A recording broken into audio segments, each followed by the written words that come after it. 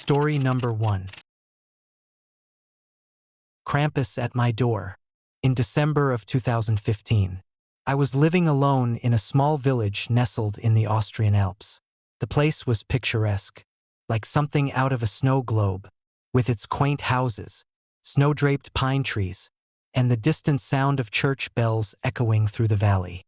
It was the kind of village where traditions ran deep, and everyone grew up hearing tales of St. Nicholas and his sinister counterpart, Krampus. I never believed in the stories. Of course, Krampus was a relic of old folklore, a mythical figure used to scare children into behaving. But that winter, something happened that made me question everything I thought I knew about reality. It was the night of December 5th, the traditional Krampusnacht, when locals donned elaborate goat-headed masks and paraded through the streets, cracking whips and rattling chains. I had always found the tradition fascinating, even amusing, but that year, I stayed home. A heavy snowfall had blanketed the village, and I preferred the warmth of my small wood stove to the biting cold outside. The evening passed uneventfully. I made myself a simple dinner, read for a while, and eventually settled into my armchair by the window, sipping mulled wine. The snow fell steadily, its soft glow illuminated by the streetlights. It was quiet, too quiet. Even the usual sounds of laughter and shouts from the parade were absent. That's when I noticed the footprints. At first, they were just faint depressions in the snow, barely visible from my window. But as I peered closer, I realized they were unlike any footprints I'd ever seen. They were large, much larger than a human's, and the shape was unmistakable cloven hooves. A chill ran down my spine. The tracks started at the edge of the forest, about 50 meters from my house, and continued straight toward my front door. My stomach knotted as I traced the path with my eyes, noting the eerie precision of the steps. There were no other tracks, no sign of anyone or anything coming back out of the house, just a single, deliberate trail leading in. I tried to shake off the unease. Perhaps it was a prank, I told myself. Kids from the village, trying to play on the old Krampus tales. But as much as I wanted to believe that, something about the tracks felt wrong. They were too deep, too deliberate. Whoever or whatever had made them was heavy, far heavier than a child. I locked the door and checked the windows, telling myself I was being paranoid. But the night was far from over. Around midnight, I was jolted awake by a noise. At first, I thought it was the wind rattling the shutters. But then I heard it again, a low, guttural growl, followed by the distinct sound of something scraping against the roof. My heart raced as I sat up, straining to listen. The growling grew louder, accompanied by the unmistakable jingle of bells. Not the cheerful chime of Christmas bells, but something deeper, more discordant. It sounded like chains being dragged across the roof, the metal clinking and scraping in a way that made my skin crawl. I grabbed the poker from the fireplace and stood frozen in the center of the room, my ears tuned to every sound. The growling continued, punctuated by the occasional thud, as if something heavy was walking across the roof. Then, there was a loud bang, as if whatever was up there had jumped to the ground. The bells stopped. The growling stopped. The silence was deafening. I moved cautiously to the window, the poker still clutched tightly in my hand. The snow outside was pristine except for the trail of hoofprints, which now circled the house. My breath fogged up the glass as I scanned the yard, half expecting to see some hulking beast staring back at me. But the yard was empty. Then came the scratching. It started faintly, just a soft rasping sound against the wood of the front door. But it grew louder, more insistent, as if claws were raking across the surface. My blood ran cold. Whatever was out there wasn't trying to hide its presence. It wanted me to know it was there. I backed away from the door, my mind racing. Should I call the police? What would I even tell them? That I was being stalked by a creature from a Christmas legend? They'd think I'd gone mad. Suddenly, the scratching stopped. The silence that followed was somehow worse, stretching on for what felt like hours. I didn't dare move, my ears straining for any hint of noise. And then I heard it. A voice low, guttural, and impossibly deep, spoke a single word, drawn out and filled with menace. Naughty. I don't remember much of the rest of that night. At some point, I must have blacked out, because the next thing I knew, sunlight was streaming through the windows, and the house was eerily still. For a brief, blissful moment, I thought it had all been a dream, but then I saw the door. Deep gouges marred the wood. 5 long claw marks etched into the surface. My stomach turned as I ran outside to check the snow. The hoof prints were gone, as if they'd never been there. The only sign of what had happened was the damage to the door and the lingering, oppressive feeling that the house was no longer mine alone. I didn't tell anyone about what I'd seen or heard. Who would believe me?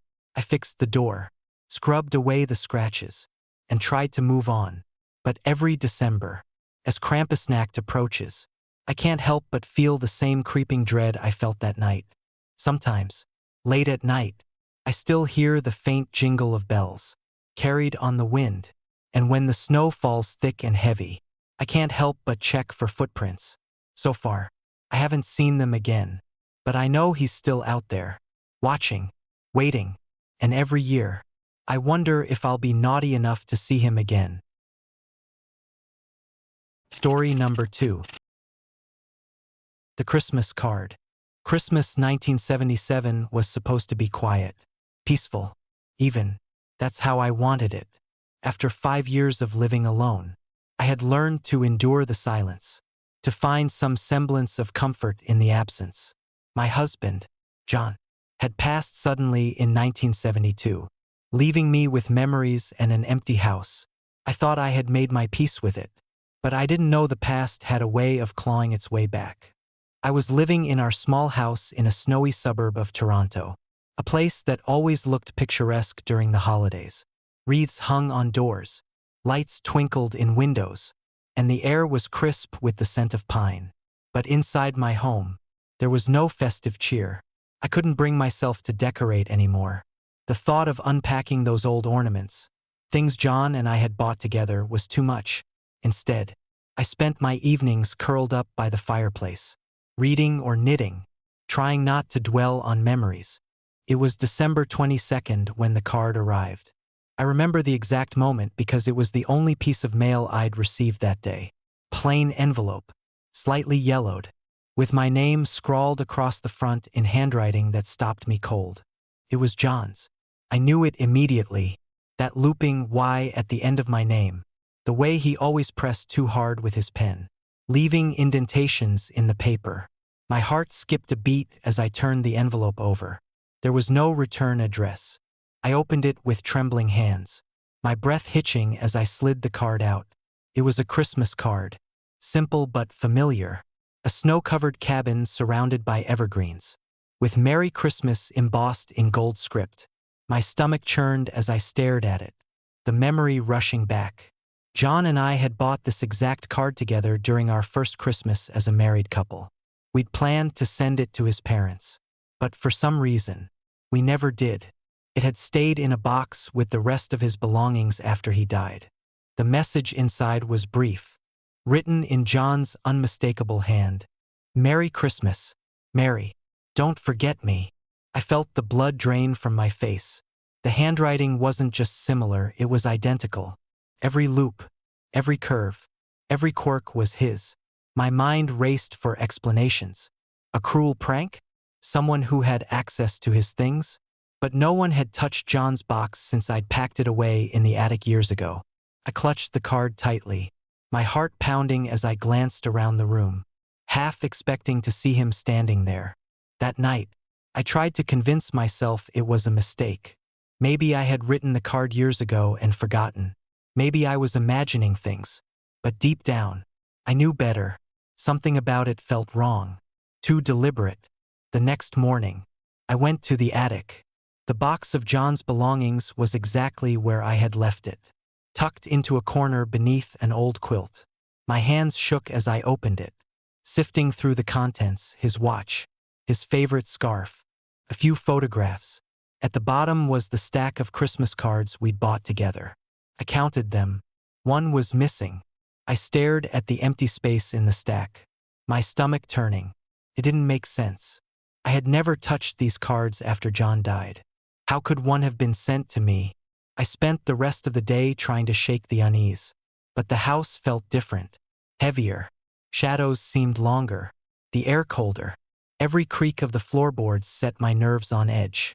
By the time night fell, I was too afraid to sleep. I stayed in the living room, the card sitting on the coffee table.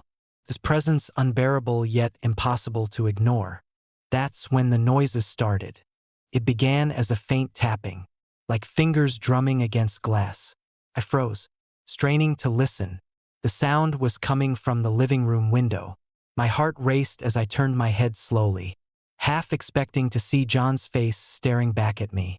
But the window was empty, the street beyond blanketed in snow, undisturbed. The tapping grew louder, more insistent. I grabbed a flashlight and went to the window, peering out into the darkness.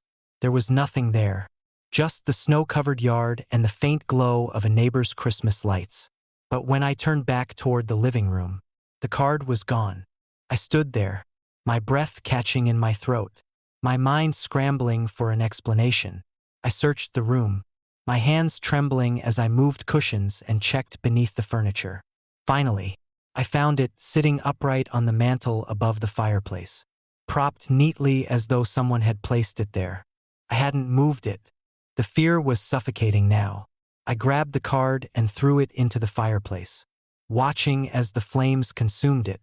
For a moment, I felt a sense of relief, as though I'd rid myself of whatever dark presence had come into my home. But the relief didn't last. The next morning, the card was back. It sat on the coffee table, pristine and untouched, exactly as it had been when I first opened it. My hands shook as I picked it up, half expecting the message inside to have changed. But it was the same. Merry Christmas, Mary. Don't forget me. I couldn't stay in the house after that. I packed a bag and went to stay with my sister, leaving the card behind. But even at her house, I couldn't escape the feeling of being watched. At night, I heard faint whispers, indistinct but persistent, like someone calling my name from far away. My sister told me I was imagining things, that I was just stressed. But I knew the truth. When I returned to my house a week later, the card was gone. For a brief moment, I thought it was over. But as I entered the living room, I saw something that made my blood run cold. On the wall above the fireplace, written in ash, were the words, "I'm still here." I moved out of that house not long after, unable to bear the weight of its presence any longer. I never told anyone the full story, afraid they'd think I was losing my mind. But every Christmas since then, I've received a card in the mail.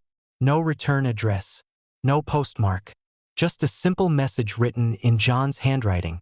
Merry Christmas, Mary. Don't forget me. I don't know what it means. I don't know if it's him, or something pretending to be him.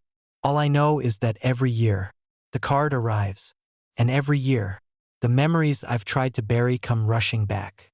Some people say love lasts forever, but they never tell you what happens when it refuses to let go. Story number 3. The Spirit in the Christmas Tree. It was Christmas of 1932, a year of hardship and struggle for everyone, including my family. The Great Depression had left its mark on our small Midwestern town, but my parents were determined to keep the Christmas spirit alive, even if it meant making do with what little we had. That's why my father decided to cut down our Christmas tree himself from a nearby forest instead of buying one from the market. 10 years old, I thought it was an adventure, a story to tell my friends. I never imagined it would turn into the kind of story that haunts me to this day. My father and older brother, Jack, brought the tree home late one evening. It was tall and full, its branches lush with dark green needles. The perfect tree, my father declared, though something about it seemed odd to me. Maybe it was the way the branches hung, too still, as if they were holding their breath. Or perhaps it was the faint, musty smell that clung to it, different from the crisp, piney scent I'd expected. We placed the tree in the center of the living room, right next to the fireplace, and spent the evening decorating it with what few ornaments we had, handmade paper chains, a few fragile glass baubles, and candles carefully placed in metal holders. My mother stood back to admire it, her face glowing in the candlelight. "It's perfect," she said, though her voice lacked its usual cheer.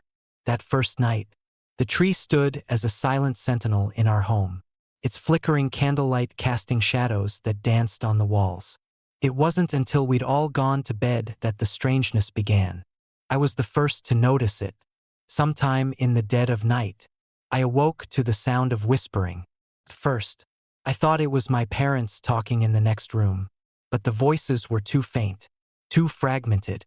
They seemed to come from everywhere and nowhere all at once, slipping in and out of the darkness like a cold breeze. I sat up in bed, straining to hear. That's when I realized the whispers were coming from downstairs. Curiosity got the better of me, and I crept out of bed, careful not to wake Jack, who was snoring softly in the next room. The house was cold, the kind of bone-deep chill that made my teeth chatter. As I descended the stairs, the whispers grew louder, not words exactly, but sounds, disjointed and eerie, like someone trying to speak through water. When I reached the bottom step, I froze. The whispers were coming from the Christmas tree. It stood there in the darkness, its candles extinguished, its ornaments catching the faint moonlight filtering through the window. The sound seemed to emanate from its very core, a low, mournful murmur that sent a shiver down my spine. I stared at it, my heart pounding, too afraid to move. "Who's there?" I whispered, my voice barely audible. The whispers stopped. I stood there for what felt like an eternity, waiting for something, anything, to happen. When nothing did, I forced myself to climb back upstairs, telling myself it was just my imagination. But deep down, I knew better. The next morning, I told my parents what I'd heard. My mother brushed it off as a bad dream, and my father laughed, ruffling my hair. "You've got quite the imagination, kiddo," he said. "Nothing to worry about." But that day, attention hung in the air. My mother seemed distracted, her eyes darting to the tree every so often. My brother teased me about my ghost story, but even he avoided getting too close to it. The dog, Scout, refused to go near it, his ears pinned back and his tail tucked between his legs whenever he was in the room. That night, the whispers returned. This time, they were louder, more insistent. I stayed in bed, too terrified to investigate. I pulled the covers over my head and prayed for morning. But it wasn't the whispers that woke me the next night. It was my sister, Mary. Mary was 6, a bright-eyed, curious girl with a penchant for wandering.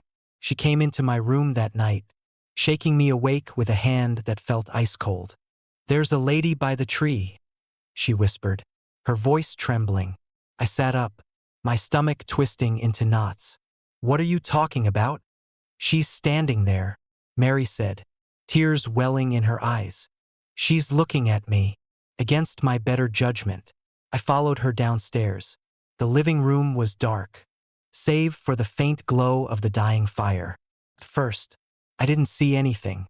The tree stood silent, its ornaments motionless. But then I saw her. She was standing in the shadows, partially obscured by the branches. A woman, her figure pale and indistinct, dressed in a tattered white gown. Her hair was wild and matted, hanging over her face in tangled strands. She didn't move, didn't speak. She just stared at us with hollow, unseeing eyes.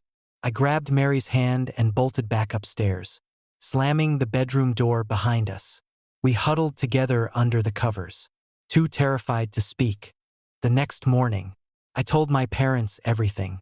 My father's face darkened, and my mother clutched her rosary, muttering a prayer under her breath. They decided to call the local pastor, Father Thomas, to bless the house. Father Thomas arrived that afternoon, a tall, solemn man with a kind but weary face. He listened intently as we recounted the events, nodding thoughtfully. "This tree," he said, his voice low, Where did you get it? My father explained how he'd cut it from the forest near Miller's Creek. At the mention of the location, Father Thomas's expression hardened. That land, he began, then paused, choosing his words carefully. That land has a history. Decades ago, a young woman was murdered there. Her body was buried beneath one of the trees. Said her spirit lingers, unable to find peace. A heavy silence fell over the room. Father Thomas performed a blessing, sprinkling holy water on the tree and throughout the house. He prayed for the woman's soul, asking for her release. When he finished, he turned to my father. The tree must go, he said firmly. Burn it, and do not bring another into this house. My father didn't argue. That evening, we dragged the tree into the backyard and set it ablaze. The fire roared to life, consuming the branches and ornaments in an angry, crackling inferno. As the flames climbed higher, I thought I heard a final, mournful whisper carried on the wind. When it was over, the air felt lighter, the house no longer burdened by the weight of her presence. We never spoke of the incident again, but every Christmas after that, my father insisted on an artificial tree. He never explained why, and we never asked. Even now, decades later, I can still hear the faint sound of whispers in my dreams, and I wonder if her spirit ever truly found peace, or if she's still wandering that dark forest, searching for something she'll never find. Story number 4. Echoes of Innocence. I never believed in ghosts. Growing up in the heart of Boston, surrounded by the relentless pace of city life, I found comfort in the tangible, the sound of subway trains, the aroma of freshly brewed coffee, and the predictable rhythm of everyday existence. So when my wife, Margaret, and our 6-year-old daughter, Emily, decided to leave behind the chaos for a quieter life in Massachusetts, I was both excited and apprehensive. The allure of an old, charming house nestled in a sleepy town promised the perfect setting for our first Christmas away from the hustle. The house we purchased was a Victorian relic, its whitewashed facade and ornate trim giving it an air of timeless elegance. Surrounded by towering oaks and blanketed in snow by the time we moved in, it seemed like the ideal sanctuary. The local realtor had warned us about the house's history, mentioning only that previous owners had moved out abruptly. I had dismissed it as typical buyer's remorse, focusing instead on the fresh start we were embarking upon. Our first Christmas in the house was filled with the usual festivities, decorating the tree, baking cookies, and wrapping gifts. Emily was thrilled, her laughter echoing through the grand halls as she ran around in her new space. Margaret and I reveled in the peace, grateful for the escape from our hectic lives. But as the days grew colder and the nights longer, an unsettling atmosphere began to creep into our home. It started subtly, faint noises that couldn't be explained. The sound of footsteps echoing through empty rooms late at night. I would dismiss them as the house settling or the wind howling outside. But Margaret grew increasingly uneasy. One chilly December evening, as we sat by the fireplace sipping hot cocoa, Emily pointed towards the hallway. "Daddy, did you see that?" she whispered, her eyes wide with fear. I followed her gaze but saw nothing out of the ordinary. The hallway was dimly lit by the flickering flames, casting long shadows that danced on the walls. "See what, sweetheart?" I asked, trying to keep my voice calm. "There were 2 little feet running past my room," she replied, clutching my hand tightly. I felt a chill run down my spine. 2 little feet? But we only had 1 child. Margaret sat beside me, her expression troubled. "Emily, maybe you were dreaming," she suggested softly. That night, sleep eluded me. The house felt different, almost alive, with whispers of movement that seemed to come from nowhere. I decided to investigate, walking through the silent halls with Margaret by my side. Emily was tucked safely in her room, her eyes heavy with sleep. As we wandered through the house, the feeling of being watched intensified. The air grew colder, and the shadows seemed to move with a life of their own. We reached the old nursery, a room we had just painted and filled with new furniture for Emily. The moonlight streamed through the window, casting a silvery glow on the toys neatly arranged on the shelves. "Maybe someone is visiting us," Margaret said, her voice barely above a whisper. "Perhaps the previous owners left something behind." Before I could respond, the room plunged into darkness as the power went out, leaving us in pitch black. Panic surged through me as I fumbled for my flashlight, the beam cutting through the darkness to reveal an empty room. But then, a faint giggle echoed from the far corner, sending shivers down my spine. "Margaret, did you hear that?" I whispered, my heart pounding in my chest. She nodded, clutching my arm tightly. "We need to stay calm. It's probably just Emily's imagination." But there was no comforting presence, only the lingering echo of laughter and the oppressive silence that followed. We hurried back to the living room, only to find Emily wide awake, her face pale and eyes wide with fear. "They're playing with me," she whispered, her voice trembling. "The little girls from upstairs." Upstairs? We hadn't even thought to check the attic. Concern replaced my skepticism as I realized we might not be dealing with mere shadows or the house settling. We decided to search every room, hoping to find some explanation. As we ascended the grand staircase, the sense of dread grew stronger. The upper floor was dark, the only light coming from the moon filtering through the windows. In the attic, we found old trunks and forgotten relics of the past, photos, toys, and remnants of lives long gone. It was there that we discovered the horrifying truth. In an old, dusty trunk, we found a photograph of a family, the same house, a mother, father, and 2 young children, much like our own. Margaret picked it up gently, her eyes scanning the faces frozen in time. "This was the previous family," she said softly. "They had a child just like Emily." I felt a lump form in my throat as the realization hit me. The house had been home to another family, one that had lost a child under tragic circumstances. But how? The realtor hadn't mentioned anything beyond them moving out abruptly. As we stood there, the temperature in the attic dropped sharply. The air felt thick with sorrow, and the shadows seemed to lengthen, coalescing into vague, ghostly shapes. The sound of children's laughter echoed once more, this time louder and more insistent. "We need to leave," Margaret said, her voice barely audible over the cacophony. "Now." But as we turned to descend the stairs, the attic door slammed shut, trapping us inside. Panic surged as we tried to force the door open. But it wouldn't budge. The laughter grew louder, more frantic, and the shadows morphed into the forms of children. 2 little girls staring at us with hollow, sorrowful eyes. One of the apparitions stepped forward, her eyes glowing with an unnatural light. "Why did you take our place?" she asked, her voice echoing through the confined space. I felt a surge of anger and fear. "We didn't take anything. We're just trying to live our lives," I replied, my voice shaking. The ghostly girl tilted her head, her expression one of profound sadness. "Our child is still here. We can't leave until she is found." Margaret reached out to me, her hand gripping mine tightly. "We need to help them," she whispered. "Find out what happened." Determined to free ourselves and help the lingering spirits, we began to investigate the house's history. We delved into old records and spoke with neighbors who had lived in the area for decades.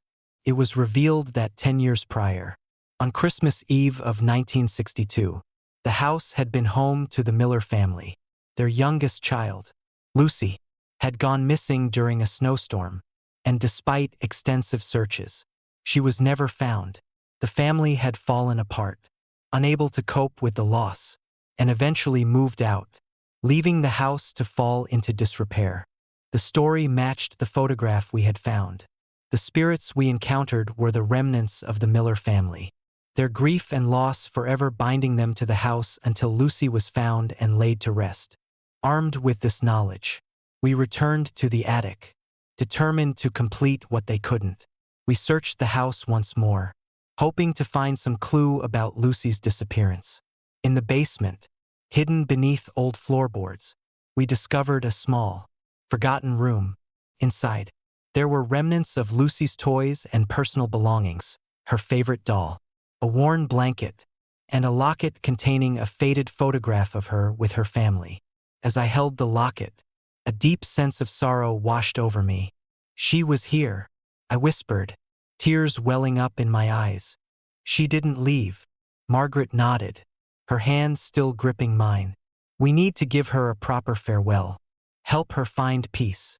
We decided to hold a memorial service in the attic, honoring Lucy's memory and acknowledging the pain that had kept her spirit bound to the house. We lit candles, played her favorite Christmas carols, and shared stories of her, a daughter, a sister, a beacon of joy in her family's life. As we spoke, the atmosphere began to change. The oppressive weight lifted slightly, and the shadows grew less menacing. The laughter softened into gentle whispers, the children's spirits responding to our efforts to remember and honor them. At the stroke of midnight, the ghostly apparitions reappeared, their forms now more translucent and less threatening. Lucy's spirit stood before us, her eyes no longer hollow but filled with a peaceful light. "Thank you," she whispered, her voice now a soothing balm. "We can finally move on." With those final words, the house seemed to breathe a sigh of relief. The attic door swung open effortlessly, and the temperature returned to normal. The shadows receded, and the spirits of the Miller family faded into the night, their presence a memory of sorrow transformed into one of peace. We left the house that night with a profound sense of accomplishment and a deeper understanding of the bonds that connect us, both in life and beyond. The haunted memories of that Christmas Eve were now part of our family's story, a testament to the power of love, remembrance, and compassion.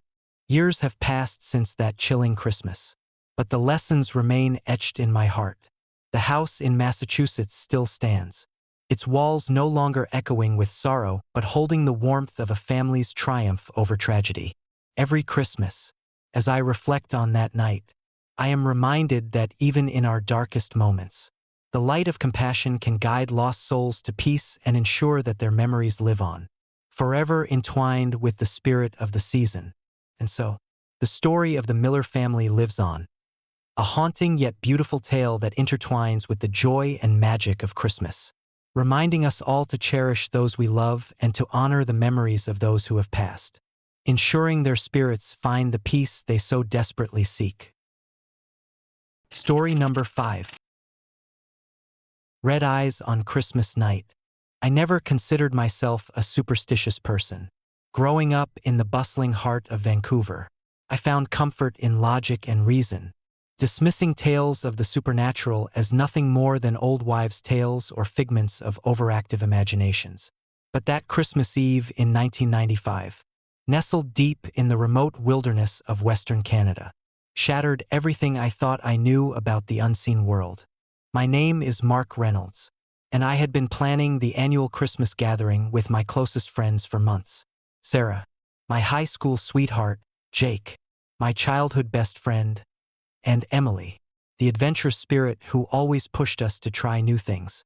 We decided to rent an old cabin in the Rockies, far from the city lights and the stress of everyday life, hoping to create memories that would last a lifetime. The cabin was rustic but charming, nestled among towering pines and surrounded by pristine snow-covered landscapes. It was the perfect setting for our holiday retreat. We arrived on Christmas Eve afternoon, the sky a brilliant blue, the air crisp with the scent of pine and wood smoke. As we unpacked and settled in, the anticipation of a peaceful, joyful evening built within us. By evening, the cabin was alive with laughter and the warm glow of the fireplace. We decorated the tree with ornaments collected from our travels, hung stockings by the mantel, and shared stories over mugs of hot cocoa. The first few hours passed blissfully, the storm outside still a distant concern. Little did we know, the weather was about to take a turn that would plunge us into a nightmarish ordeal. As midnight approached, the storm finally caught up with us. The wind began to howl, howling through the gaps in the cabin walls and rattling the windows. Snow fell in heavy, relentless sheets, obscuring the world outside in a thick, white blanket. We huddled together, the flickering flames of the fireplace casting long shadows that danced ominously around the room. At exactly 12 o'clock, the room plunged into an uneasy silence, broken only by the roar of the storm outside. It was then that Sarah noticed it, a pair of glowing red eyes staring intently through the window. Her scream pierced the stillness, sending a jolt of fear through all of us. "Did you guys see that?" she cried, her voice trembling. We rushed to the window, hearts pounding. But there was nothing there, no figure, no animal, just the endless expanse of white snow. I grabbed a flashlight, my hands shaking as I approached the window to investigate further. The beam cut through the darkness, revealing only the swirling snow and the ghostly stillness of the night. "Probably just a deer or something," Jake suggested, trying to steady his own nerves. "Animals are everywhere out here." But there was something unnerving about those eyes, too deliberate, too human to be a wild animal.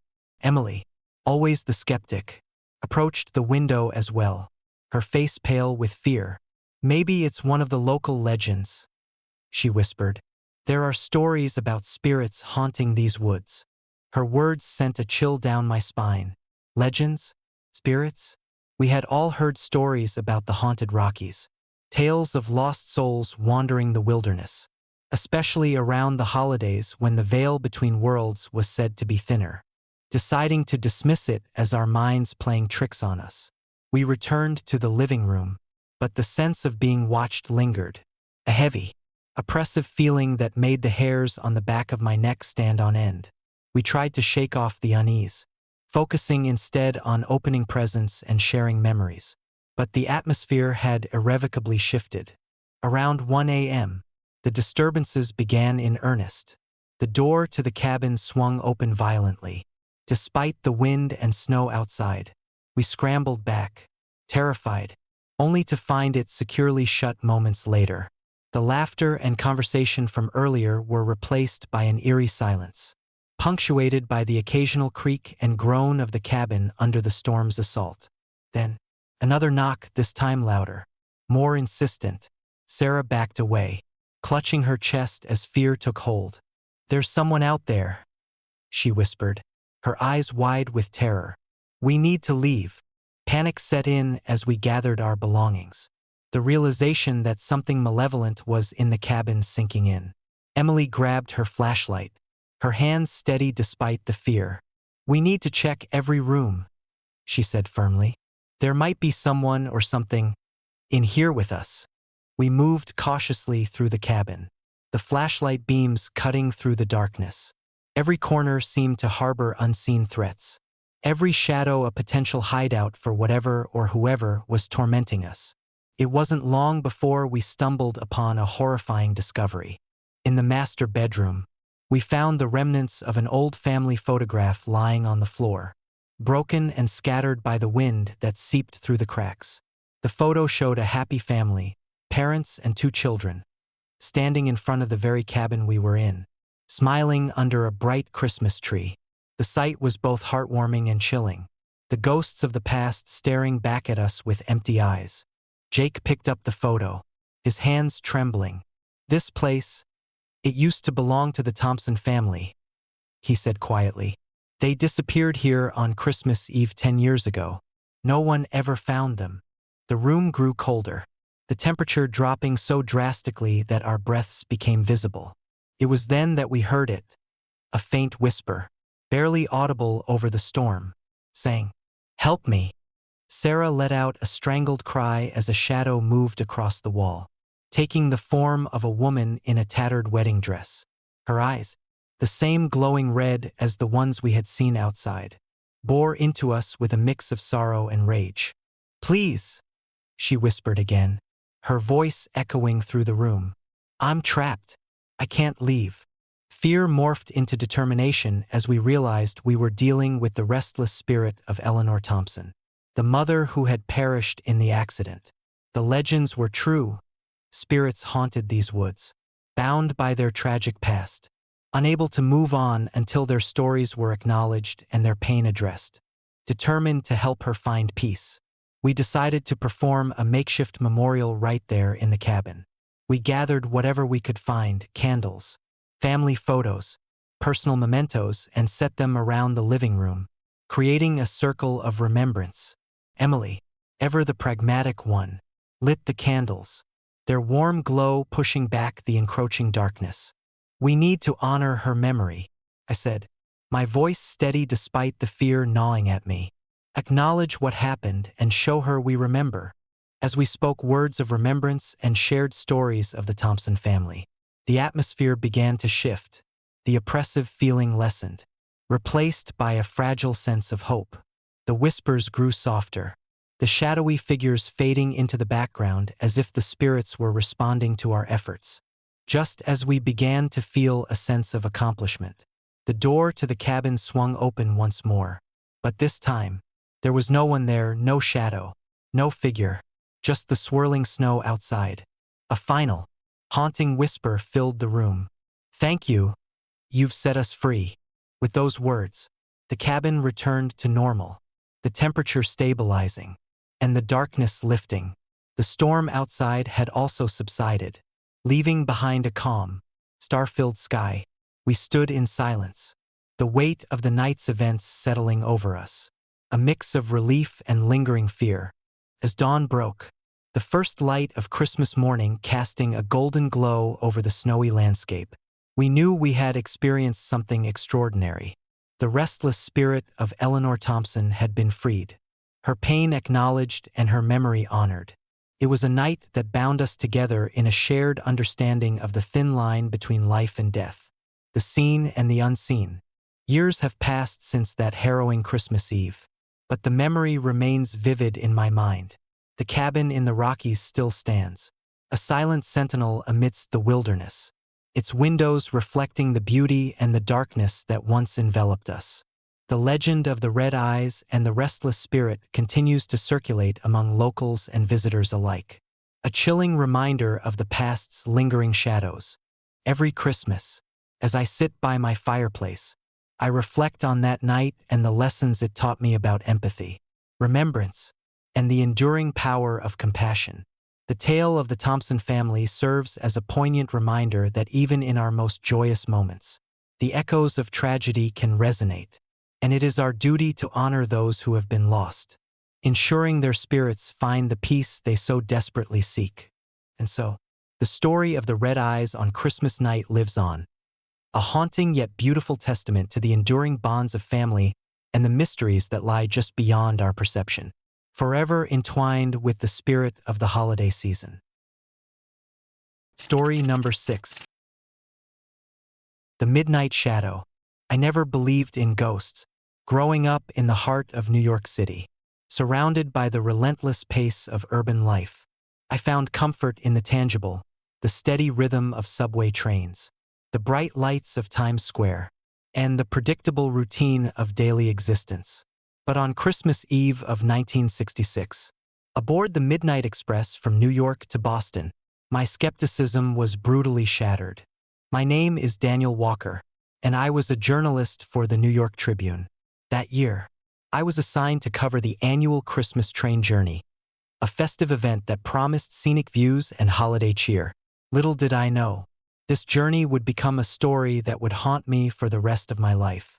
The Midnight Express was an old but elegant train, its polished wood paneling and brass fixtures evoking a bygone era of luxury rail travel. As I boarded the train at Grand Central Station, the anticipation of a cozy Christmas ride filled me with excitement. I was assigned to the observation car, a spacious compartment with large windows perfect for capturing the snowy landscapes outside. The train was bustling with passengers, families excited for their holiday trips, couples on romantic getaways, and solitary travelers seeking solace in the rhythmic motion of the train. The conductor, a jovial man named Mr. Thompson, welcomed us with a warm smile, his presence adding to the festive atmosphere. As the train began its journey, the city lights faded into the distance, replaced by the serene beauty of the countryside blanketed in snow. The hum of the engine and the gentle sway of the train created a soothing backdrop, and I felt a sense of peace settle over me. Margaret, my wife, sat beside me, her hand intertwined with mine as we marveled at the winter wonderland passing by. Around 11 p.m., as midnight approached, the temperature inside the train seemed to drop sharply. The flickering lights cast long, dancing shadows across the compartments, and a sense of unease began to permeate the air. The joyous chatter of passengers gave way to hushed conversations and nervous glances. Then, at exactly midnight, the train screeched to an abrupt halt, the sound echoing through the silent carriages. The lights flickered and dimmed, leaving the observation car in partial darkness. Mr. Thompson rushed in, his face pale with concern. "Ladies and gentlemen, we've encountered a technical issue," he announced, his voice wavering slightly. "We'll be stationary for the next few hours while our engineers assess the problem. Please remain calm and stay in your compartments." The passengers murmured in confusion and frustration, but Mr. Thompson's attempt to maintain order seemed futile. As the minutes ticked by, the tension in the air grew thicker, the festive spirit now overshadowed by uncertainty. It was then that the first anomaly occurred.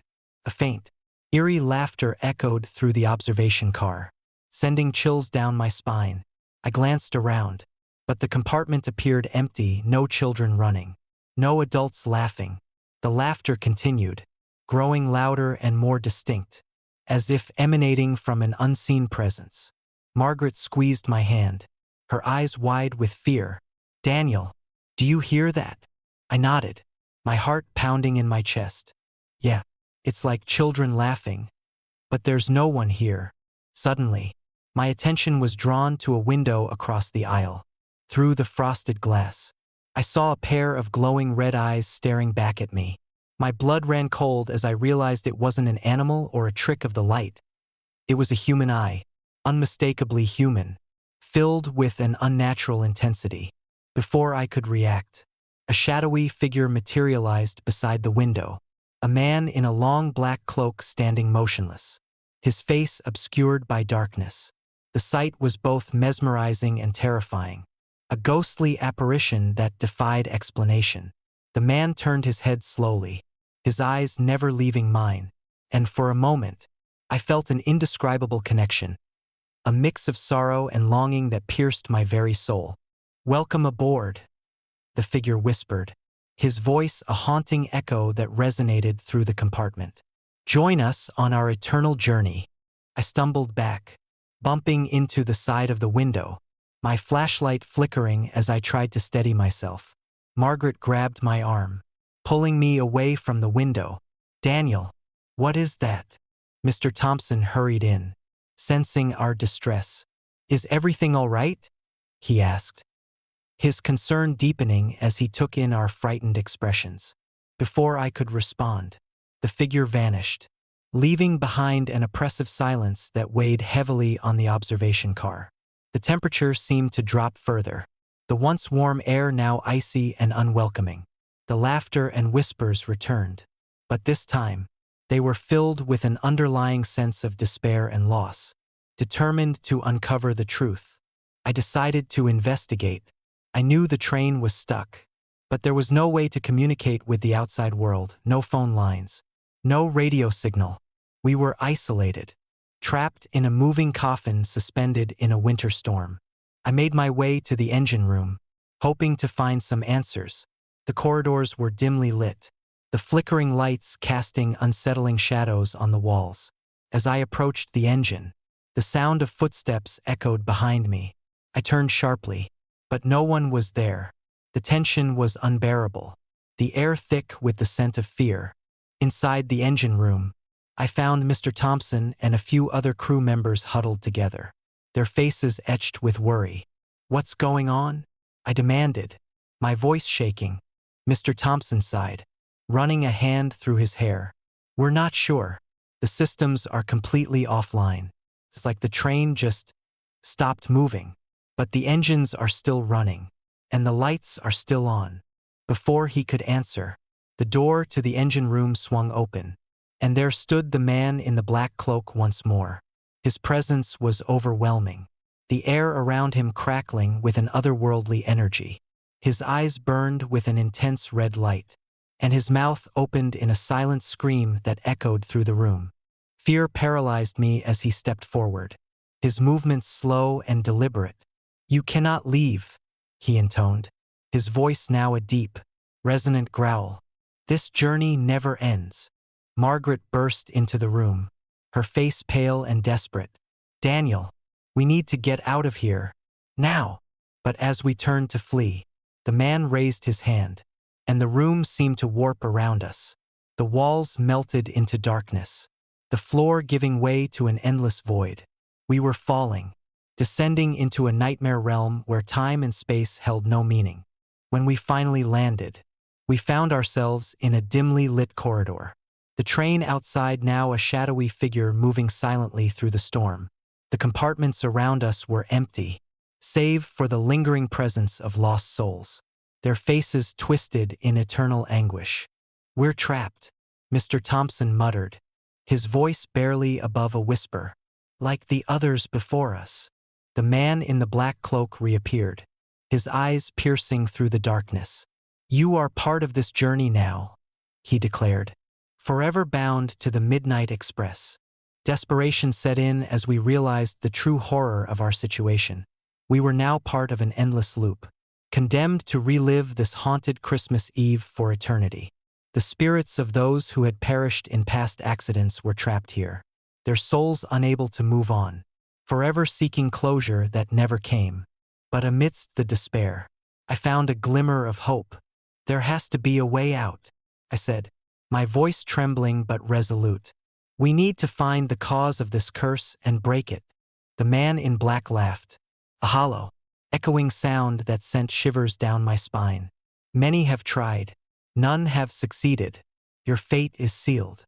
Determined to fight our destiny, I led our small group through the labyrinthine corridors.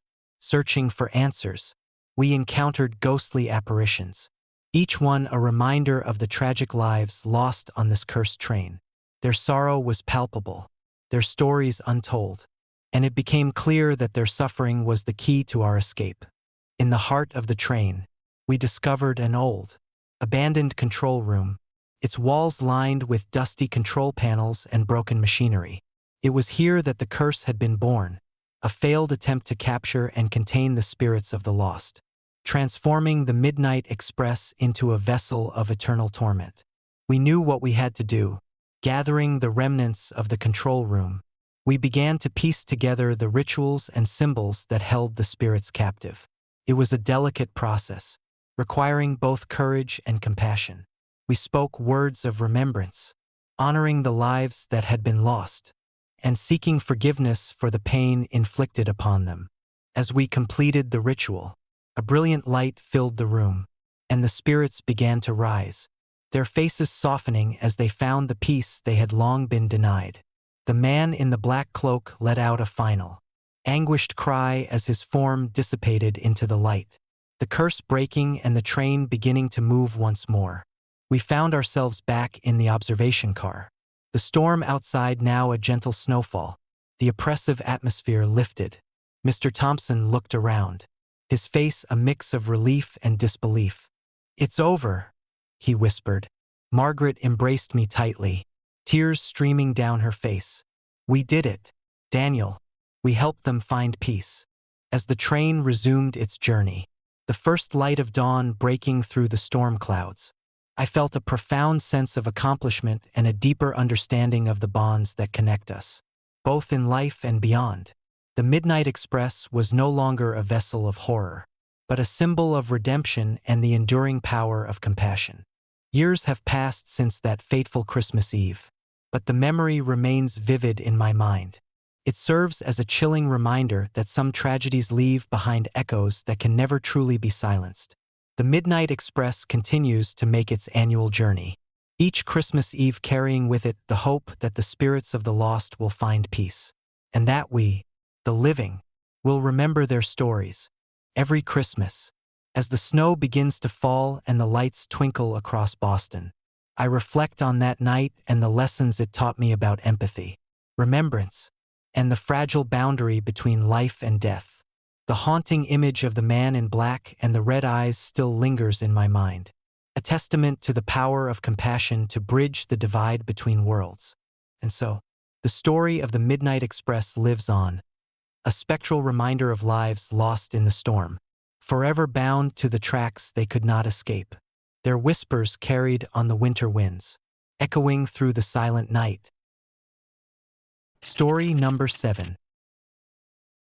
Christmas Without Escape. I never believed in ghosts. Growing up in the bustling suburbs of Chicago, surrounded by the comforting hum of city life, I found solace in the tangible, the steady rhythm of daily routines, the warmth of family gatherings, and the predictable chaos of urban existence. So when my friends and I, eager to break away from our monotonous lives, decided to host a Christmas party at the old Whitaker house in rural Illinois, I dismissed the whispers of local lore as mere superstition. The Whitaker house had stood abandoned for decades, its once grand facade now marred by peeling paint and overgrown ivy. Stories circulated about its dark past. Tales of a tragic Christmas Eve 20 years prior, when the entire Whitaker family had been brutally murdered during a holiday celebration. The house had remained silent since, a relic of sorrow and mystery that none dared to explore. But us? We were a group of thrill-seekers, fueled by youthful bravado and the allure of the unknown. On December 20th, 2001, we loaded our gear into my old Jeep and set off towards the decrepit mansion. The drive was long, winding through snow-covered fields and dense forests, the landscape transformed by winter's grip. As dusk settled, the house loomed before us, its dark silhouette outlined against the fading light. Lanterns hung haphazardly around the porch, casting eerie shadows that danced with each gust of wind. "Here we are," Tom announced, stepping out first. His voice held a mix of excitement and nervousness that mirrored my own. We fanned out, unloading food, decorations, and portable speakers. The interior was as we'd imagined, dusty, with remnants of former opulence. Broken furniture lay scattered, and cobwebs draped from the ceiling like ghostly veils. Yet, we saw it as a blank canvas, perfect for our impromptu celebration. As night fell, we lit candles and strung fairy lights around the grand Christmas tree that stood defiantly in the corner. The fireplace, surprisingly intact, added a touch of warmth to the cold, desolate space. Music filled the room, blending with our laughter and the clinking of glasses. For a while, the house felt alive again, echoing with the sounds of friendship and festivity. About an hour into the party, the first signs of unease began to surface. A soft thudding noise echoed from upstairs, barely audible over the music. We paused, exchanging uneasy glances. "Probably just the wind," Sarah suggested, though her voice lacked conviction. But the noise persisted, growing slightly louder and more rhythmic. Curious and slightly unnerved, we decided to investigate.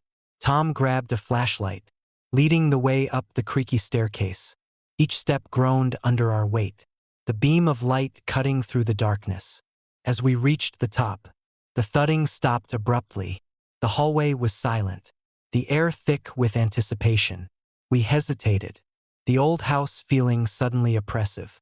Before we could turn back, a loud knock reverberated through the corridor, followed by the sound of footsteps pacing back and forth. "We need to get out of here," Mike urged, his bravado fading into genuine fear.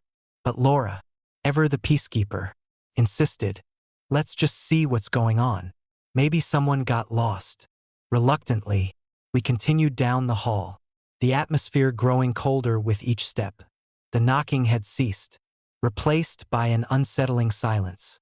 At the end of the hallway stood a door we hadn't noticed before, its surface marred by scratches and dents. Tom pushed it open cautiously, revealing a small, empty room. The window was cracked, snow swirling outside, but nothing else seemed out of place. "Nothing here," he announced, disappointment etched on his face. As we turned to leave, the door slammed shut with a force that sent shivers down our spines. Panic set in as we rushed back down the stairs, only to find every exit in the house sealed shut. The front door wouldn't budge. Windows locked tight despite our frantic attempts to open them. "What's happening?" Jake cried, fear evident in his eyes. "We're trapped," I realized, a sinking feeling settling in my gut. The room seemed to grow colder, the candle flames flickering wildly as if struggling against an unseen force. Objects began to move on their own, plates sliding off tables, decorations swaying without wind, and the fairy lights dimming and brightening unpredictably. The oppressive atmosphere pressed down on us, making it difficult to breathe. "We need to stay calm and figure this out," Laura urged, trying to steady her voice. But as minutes turned into hours, our efforts to escape proved futile. The house seemed alive, reacting to our fear and frustration. Shadows danced on the walls, shapes shifting and morphing in the corner of our eyes. The feeling of being watched intensified, an invisible presence lingering just beyond the edge of perception. Around midnight, the most terrifying event unfolded. One by one, members of our group reported seeing a ghostly figure standing at the top of the grand staircase. It was a woman in a flowing black dress, her eyes hollow and filled with sorrow. Her presence was both haunting and heartbreaking, a spectral reminder of the tragedy that had occurred decades ago.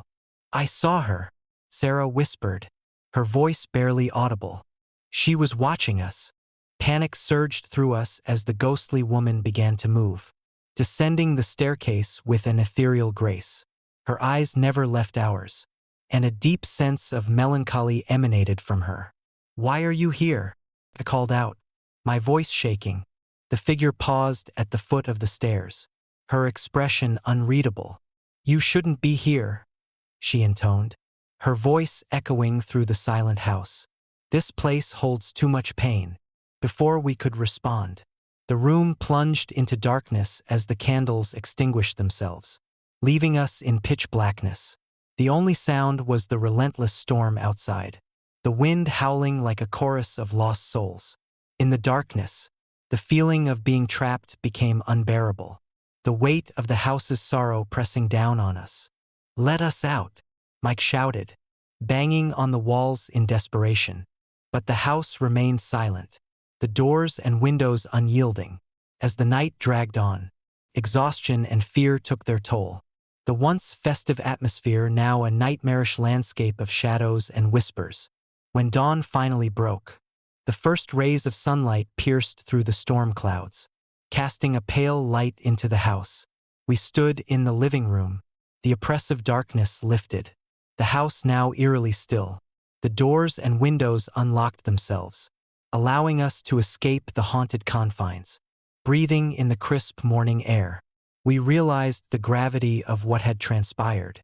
The Whitaker house had indeed been the site of a tragic Christmas Eve 20 years earlier. A family lost to a night of terror that left their spirits bound to the house. Their restless presence had been a desperate attempt to relive their final moments, to find peace that eluded them in death. In the aftermath, we shared our story with the local authorities, who confirmed the dark history of the Whitaker family. The house was once again abandoned, its legacy of sorrow a cautionary tale whispered among the townsfolk. We left the farmhouse behind, the memory of that harrowing night etched into our minds forever. Years have passed since that Christmas Eve, but the lessons remain. The experience taught us the importance of empathy and respect for the past, understanding that some tragedies leave behind echoes that can never truly be silenced. Every holiday, I reflect on that night and the spirits we inadvertently disturbed, grateful for the bond we shared in our struggle to survive and honor the memories of those lost. And so, the story of the Christmas party without escape lives on, a haunting reminder of the thin veil between the living and the dead, and the enduring power of compassion to bridge that divide. It serves as a testament to the fact that even in our most joyous celebrations, the shadows of the past can linger, waiting to be acknowledged and remembered with love and understanding. Story number 8. Whispers at Midnight. I never believed in ghosts. Growing up in the heart of Toronto, surrounded by the relentless pulse of city life. I found comfort in the tangible, the steady hum of traffic, the vibrant lights of Yonge Street, and the predictable rhythm of everyday existence. But that Christmas Eve in 1994, in our secluded farmhouse in rural Manitoba, shattered everything I thought I knew about the unseen world. My name is Michael Carter, and my wife, Laura, and I had recently moved to the countryside seeking tranquility and a fresh start. Our farmhouse, a charming relic of a bygone era, stood amidst vast fields and dense forests, its whitewashed exterior and large windows promising serene solitude. With our first Christmas in our new home approaching, we were eager to create new traditions and memories with our friends and family. In November, we hosted a small gathering to introduce our neighbors to our new life. The guest list included our friends Tom and Sarah, their children Lily and Ben, and our new neighbors, the Thompsons, Mark, Susan, and their young daughter, Katie. The evening was filled with laughter, delicious food, and the warm glow of the fireplace, the air thick with the sense of pine and cinnamon. As Christmas Eve approached, the excitement in our home was palpable. Laura and I spent countless hours decorating the grand pine tree in the living room, stringing lights along the mantel, and hanging stockings by the fireplace. Emily, our 8-year-old daughter, was over the moon, her eyes sparkling with anticipation as she helped place each ornament with meticulous care. On Christmas Eve, we decided to host a larger party, inviting more friends and family to join us in celebrating the season together. The farmhouse was alive with activity, children darting around in festive attire, adults sharing stories over glasses of mulled wine, and the occasional crackle from the fireplace adding to the cozy atmosphere. The storm outside was fierce, the wind howling through the tall pines and snow piling higher against the windows. But inside, the house was a sanctuary of warmth and joy. Around 8 p.m., as we all settled around the dining table for dinner, a sudden, loud knock echoed through the house. We froze, the sound reverberating off the walls like a clap of thunder. Laura stood up, her face pale with surprise. "I'll get it," she said, her voice wavering slightly. She approached the front door cautiously, the storm outside making her movements tentative. When she opened the door, there was no one there, only the swirling snow and the howling wind. On the doorstep lay an old, yellowed card, its edges frayed from years of neglect. Laura picked it up, her hands trembling as she read the faded ink.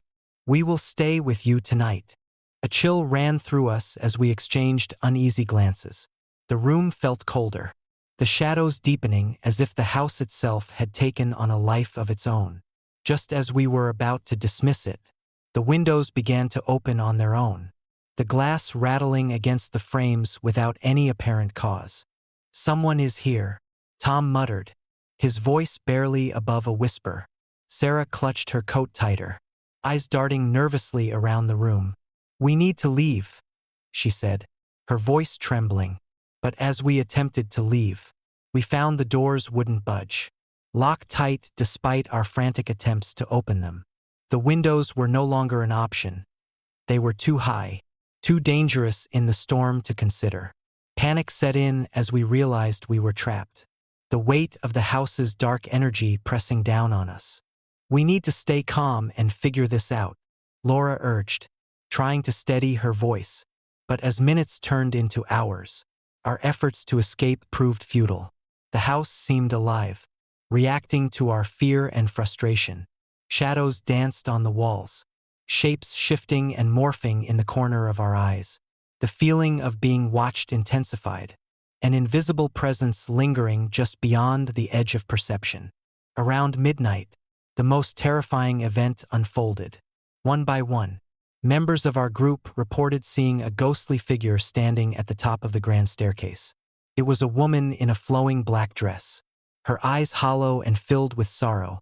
Her presence was both haunting and heartbreaking, a spectral reminder of the tragedy that had occurred decades ago. "I saw her," Sarah whispered, her voice barely audible. "She was watching us." Panic surged through us as the ghostly woman began to move, descending the staircase with an ethereal grace. Her eyes never left ours, and a deep sense of melancholy emanated from her. "We're just trying to celebrate Christmas," I managed to say, my voice cracking under the pressure. The woman in black paused, her expression shifting from sorrow to something darker. "This house holds pain and loss," she intoned, her voice echoing unnaturally through the silent room. "You must remember us." Determined to understand, we decided to confront whatever spirit was haunting our home. Summoning every ounce of courage, I stepped forward, meeting her cold gaze. "Who are you? What happened here?" The woman's form shimmered, becoming more defined. "I am Eleanor Whitaker," she whispered, her voice filled with unresolved anguish. 20 years ago, on this very night, my family and I lost our lives in a tragic accident. Our spirits remain, bound to this house by our sorrow." Laura stepped beside me, her hand gripping mine tightly. "We're so sorry for your loss. How can we help you find peace?" Eleanor's eyes softened slightly, a flicker of hope mingling with her sorrow. "Remember us, honor our memory, and help us find the closure we never received." With those final words, the oppressive atmosphere began to ease, the shadows receding as if responding to our newfound purpose. The lights flickered gently, and the room seemed to breathe a sigh of relief.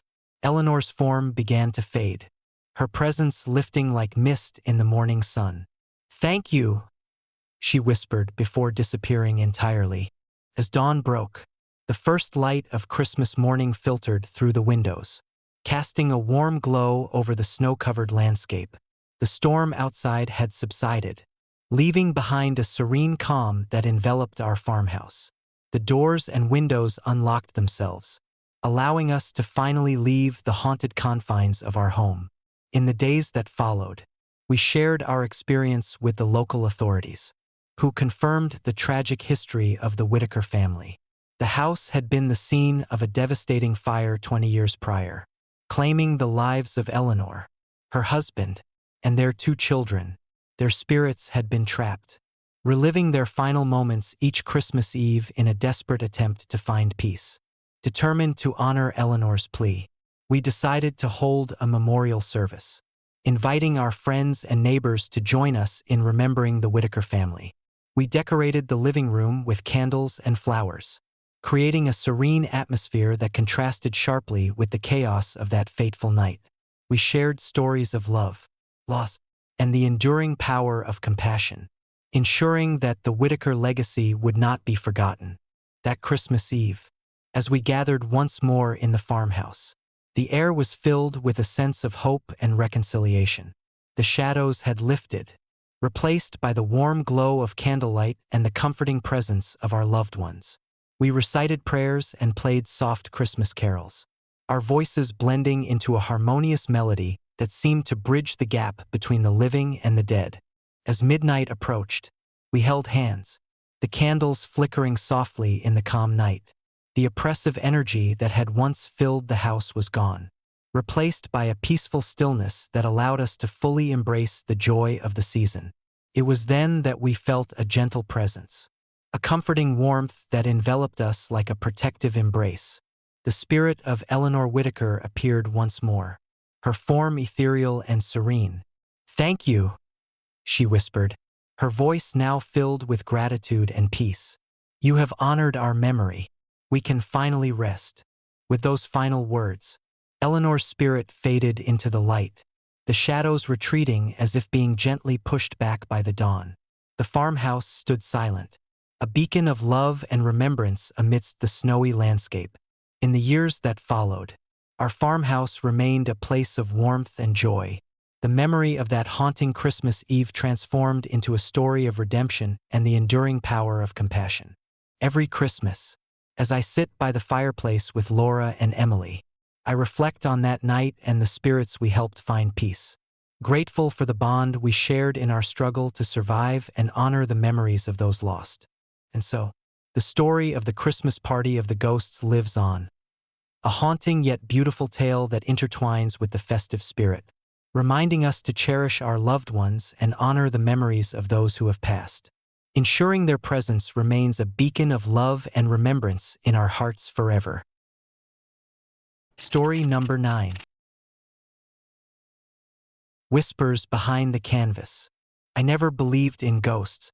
Growing up in the vibrant streets of New Orleans, surrounded by the rich tapestry of life, music, and history, I found comfort in the tangible, the rhythm of jazz, the scent of magnolias, and the lively chatter of friends and family. So when my parents decided to host their annual Christmas party at our ancestral home in the Marigny neighborhood, I was both excited and skeptical about the old stories that whispered through the halls of our Victorian mansion. The house stood proudly on a narrow street, its ornate facade adorned with intricate woodwork and large bay windows that captured the glow of the holiday lights. Inside, the grand foyer welcomed guests with its sweeping staircase and the warm glow of a crackling fireplace. My parents had meticulously decorated every corner, from the sparkling Christmas tree in the living room to the elegantly set dining table that awaited our guests. That Christmas Eve, our home was filled with laughter and joy as friends and family gathered to celebrate the season. The aroma of roasted turkey and spiced cider mingled with the sweet notes of holiday melodies playing softly in the background. Children darted around, their faces illuminated by the twinkling lights, while adults engaged in spirited conversations, sharing stories and reminiscing about years past. As the evening progressed and the guests began to depart, the house settled into a serene quietude, broken only by the soft ticking of the antique clock in the hallway. My parents decided to retire early, leaving me and my younger sister, Emily, to enjoy the peacefulness of the night. We lingered in the living room, savoring the last moments of the evening, when a sudden, eerie stillness descended upon the house. It started with a faint sound, a soft thud coming from upstairs. We exchanged puzzled glances, the festive atmosphere now tinged with an unsettling tension. "Did you hear that?" Emily asked, her voice barely above a whisper. "Probably just the house settling," I replied, trying to mask my unease. But the noise persisted, growing louder and more deliberate. The sound of footsteps echoed through the empty halls, each step resonating with a haunting finality. My heart pounded in my chest as I glanced toward the staircase, the shadows playing tricks on my eyes. "Maybe someone forgot something upstairs," I suggested, though doubt gnawed at me. Summoning our courage, we decided to investigate. Armed with a flashlight, we ascended the grand staircase, the beam cutting through the darkness. The upstairs corridor was adorned with portraits of our ancestors, their stern gazes following our every move. The air grew colder, and the oppressive silence was broken only by the rhythmic thudding that seemed to guide us toward a specific door at the end of the hallway. As we approached, the door swung open on its own, revealing a hidden room bathed in moonlight streaming through a stained glass window. The room was small, lined with shelves holding dozens of old, dusty paintings. Each canvas depicted solemn figures, men, women, and children, captured in moments of joy and sorrow. Their eyes seemed to follow us, their expressions frozen in time, as if they were silently witnessing our intrusion. Emily stepped forward, her curiosity overcoming her fear. "Look at these," she whispered, pointing to a particularly striking portrait of a woman in a flowing black dress. Her eyes were hollow, filled with an unspoken sorrow that sent shivers down my spine. "Who are they?" Before I could respond, the room began to shift, the shadows deepened, and the air thickened with an invisible presence. The paintings seemed to come alive, the figures within them moving subtly, their expressions changing from serene to mournful. The woman in black stood up from her canvas, her eyes locking onto mine with a piercing intensity. "Why are you here?" Her voice echoed through the room, a haunting melody that resonated with pain and longing. I took a hesitant step forward, my voice trembling. "We didn't mean any harm. We were just curious." The woman's form shimmered, her presence growing more tangible. "This house holds the memories of those who lost their lives here on Christmas night," she intoned. "We remain, bound by our sorrow, unable to move on." Emily clutched my arm, her eyes wide with fear. What happened here? The woman sighed, a sound filled with centuries of anguish. 20 years ago, on this very night, a tragedy befell our family. An accident, a night of joy turned to despair. Our souls are tethered to this place, seeking solace that eludes us. Determined to help, I searched the room for answers. My gaze fell upon an old journal lying on a dusty table, its pages yellowed with age. Maybe this can help, I suggested, picking it up and flipping through the fragile pages. The journal belonged to Eleanor Whitaker, a name I recognized from our family tree. As I read her heartfelt entries, the story unfolded, a family celebrating Christmas, laughter filling the air, until a sudden fire erupted in the kitchen, engulfing the house in flames. The Whitaker family perished in the blaze, their lives extinguished in an instant, leaving behind only ashes and broken dreams. Eleanor's final entry was a desperate plea for peace, a wish to be remembered and allowed to rest. We have to help her find peace, I said, closing the journal with determination. We need to honor their memory. Turning back to Eleanor, I spoke with conviction. We will remember you. We will honor your story and ensure that your memories live on. The atmosphere shifted, the oppressive weight lifting as the room filled with a sense of calm. Eleanor's form softened, her eyes reflecting gratitude and relief. Thank you, she whispered, her voice now a soothing balm that resonated through the room. You have given us peace. With those final words, the paintings returned to their stillness, the figures once again frozen in time. The hidden room felt lighter, the shadows receding as if they were no longer holding us back. Emily and I stood there, the weight of the night lifting from our shoulders, knowing that we had made a difference. As we descended the staircase, the first light of dawn began to break through the storm clouds, casting a golden glow over the farmhouse. The house, once a place of sorrow and tragedy, now stood as a beacon of remembrance and compassion. The lingering presence of the Whitaker family had been transformed into a legacy of love and the enduring power of honoring the past. In the weeks that followed, the farmhouse felt different, lighter, filled with a serene calm that allowed us to fully embrace the joy of the holiday season. We shared the story of our encounter with friends and family, ensuring that the Whitaker legacy would not be forgotten. The hidden room remained sealed, a sacred space of remembrance and peace. Years have passed since that transformative Christmas Eve, but the lessons remain etched in my heart.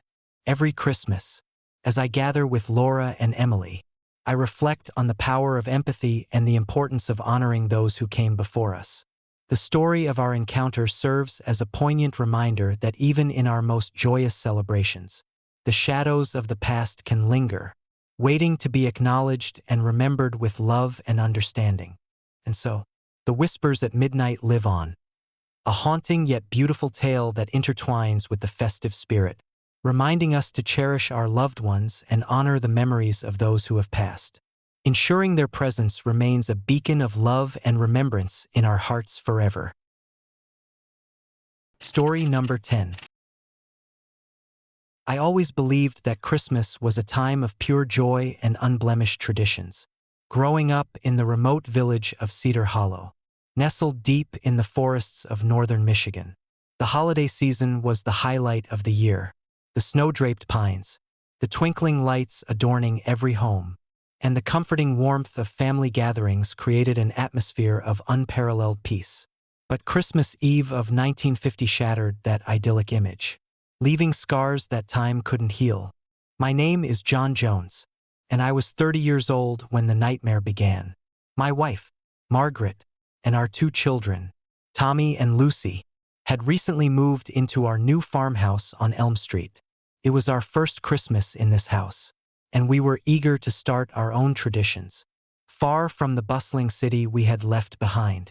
The old Victorian farmhouse, with its creaky floors and large, welcoming windows, seemed perfect for creating new memories. On Christmas Eve, the air was crisp, and snowflakes danced lazily from the sky, covering Cedar Hollow in a pristine white blanket. Inside our home, the fireplace crackled warmly, casting a golden glow over the room. We gathered around the dinner table, enjoying a hearty meal of roast beef, mashed potatoes, and cranberry sauce. Laughter filled the air as we shared stories and planned our gift exchange. After dinner, we moved to the living room to decorate the Christmas tree, a magnificent fir we had carefully selected from the nearby tree farm.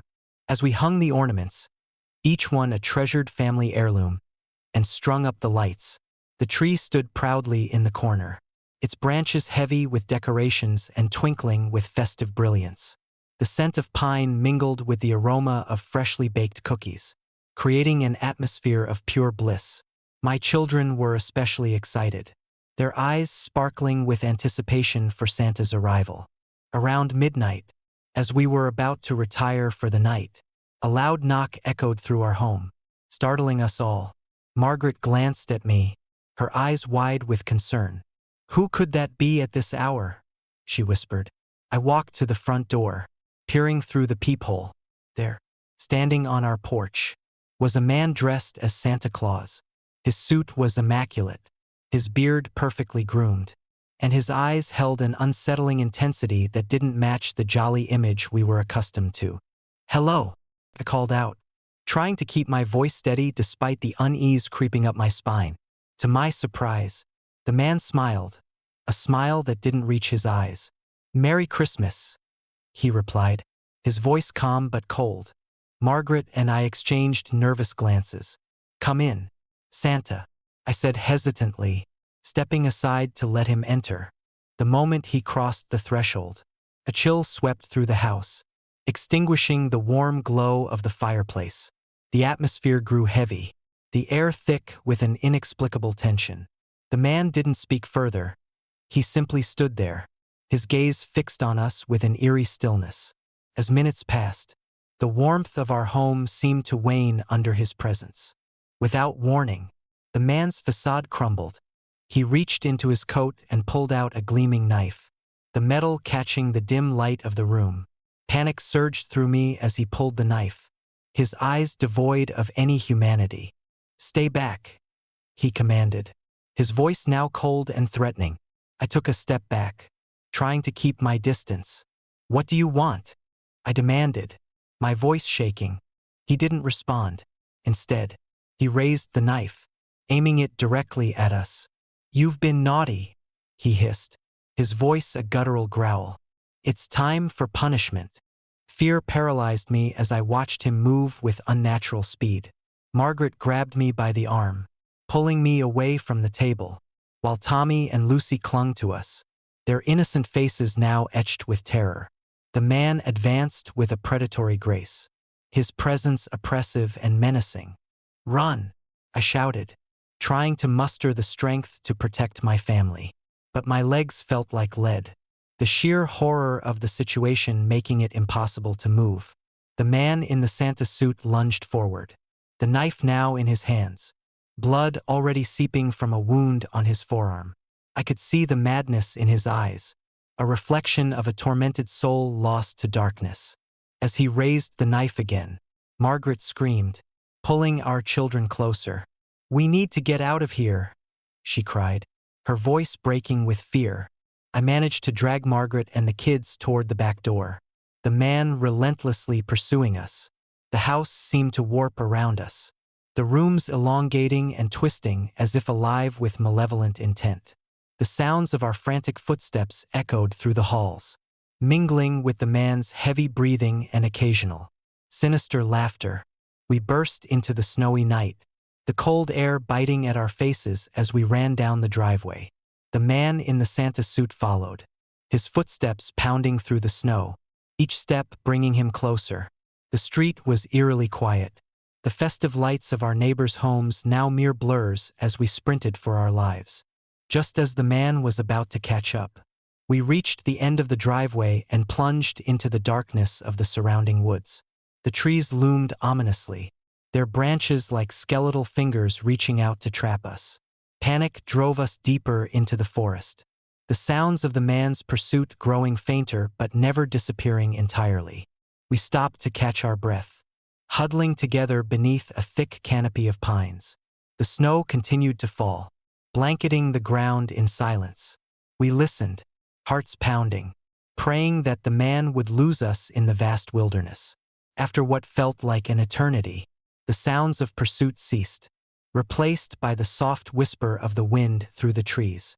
Days passed before we returned to civilization, the trauma of that Christmas Eve still raw and haunting. The police launched an investigation, but the man in the Santa suit had vanished without a trace, leaving behind only fear and unanswered questions. The only evidence was the heavy gift I had held, now just an empty box on the floor, this weight a haunting reminder of that fateful night. In the aftermath, our lives were forever changed. We moved away from Cedar Hollow, unable to shake the memory of what had happened. The story of the murderous Santa Claus spread through the town, a dark legend that people whispered about in hushed tones. Some believed he was a deranged man driven by madness, while others thought there was something more sinister at play, a malevolent force that had corrupted the symbol of Christmas itself. But the true horror lay in the discovery that followed our family's tragedy. In the days after the attack, authorities found our Christmas tree, beautifully decorated, yet eerily untouched by the violence that had unfolded around it. Among the ornaments, hidden beneath the branches, was a small, ornate box. When opened, it revealed a gruesome sight, a human thumb, cleanly severed and placed as a macabre decoration. The discovery sent shockwaves through the community, fueling rumors and dark speculations.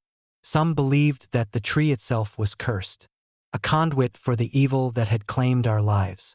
Others whispered about the possibility of a supernatural force, an entity that thrived on the fear and tragedy of Christmas.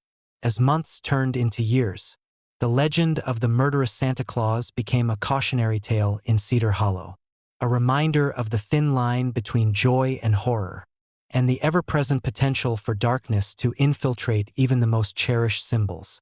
The annual Christmas celebrations were now tinged with a sense of unease, the festive lights casting long, dark shadows that seemed to hint at the horrors that once occurred.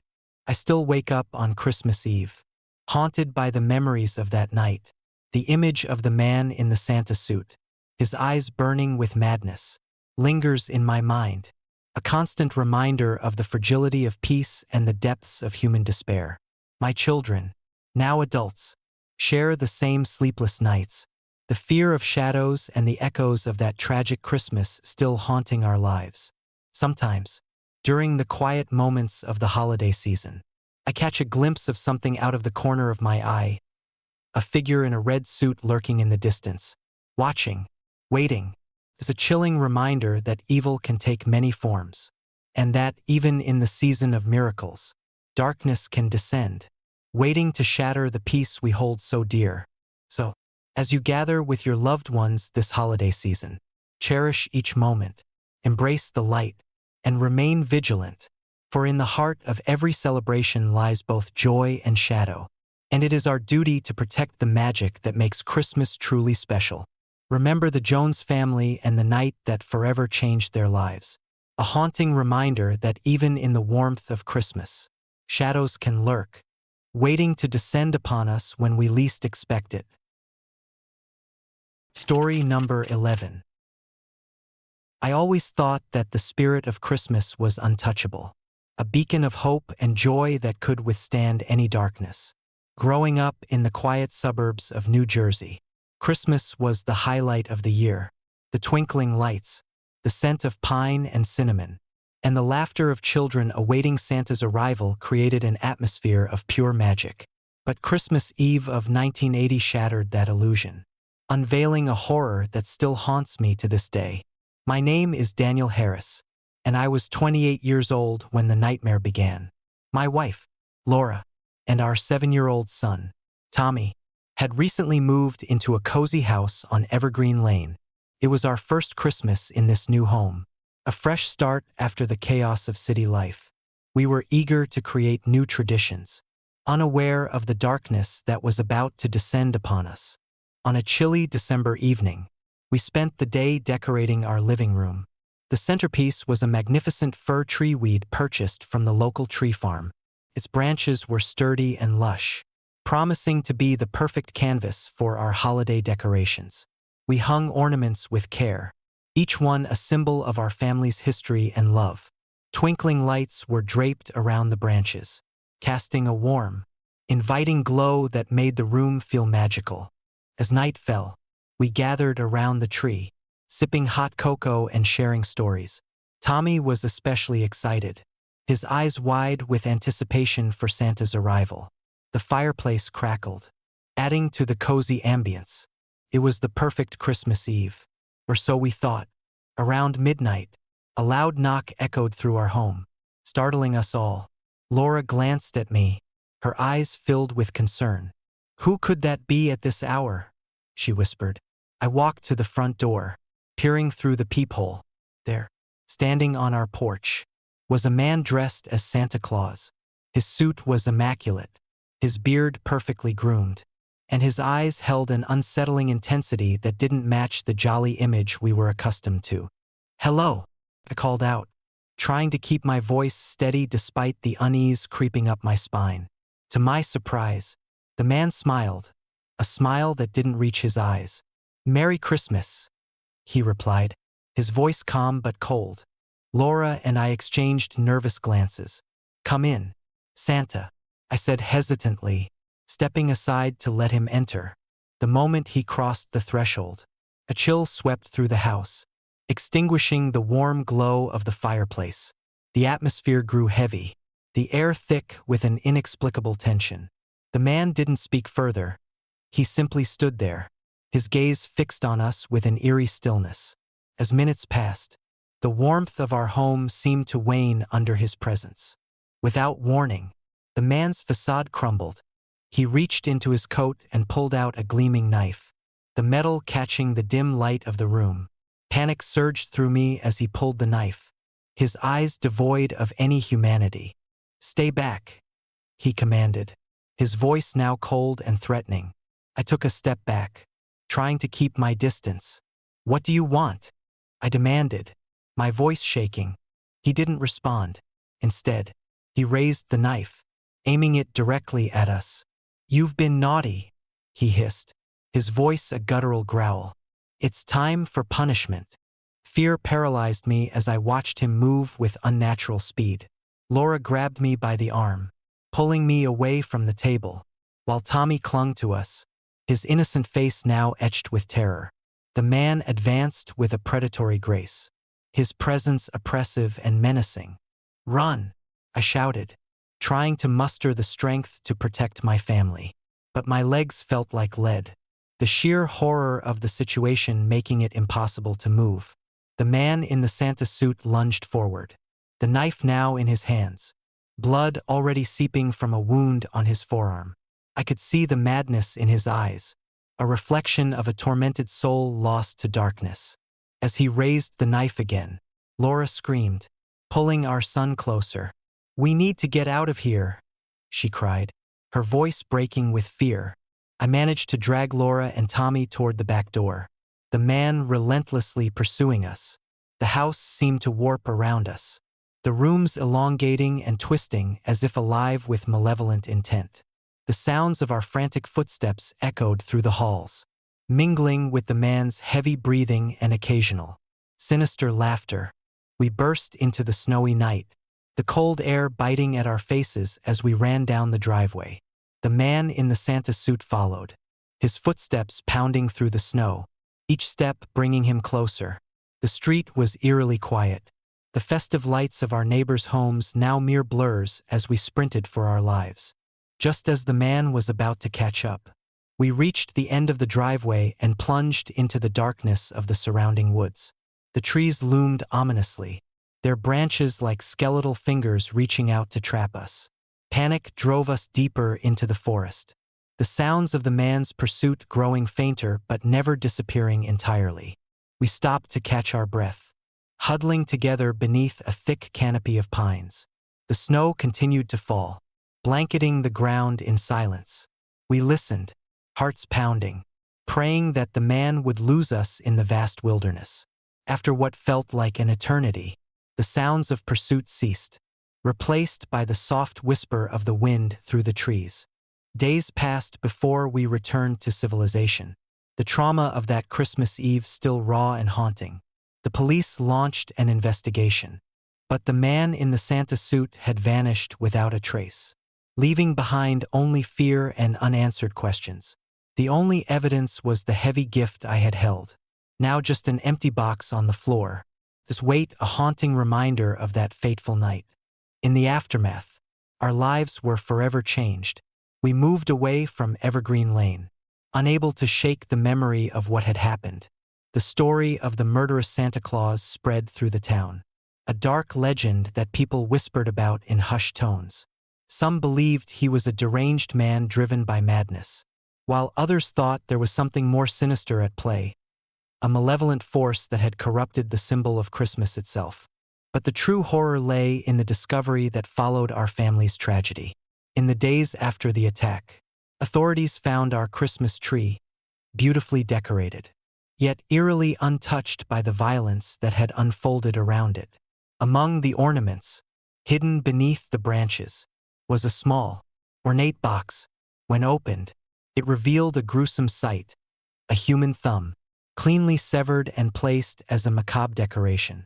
The discovery sent shockwaves through the community, fueling rumors and dark speculations.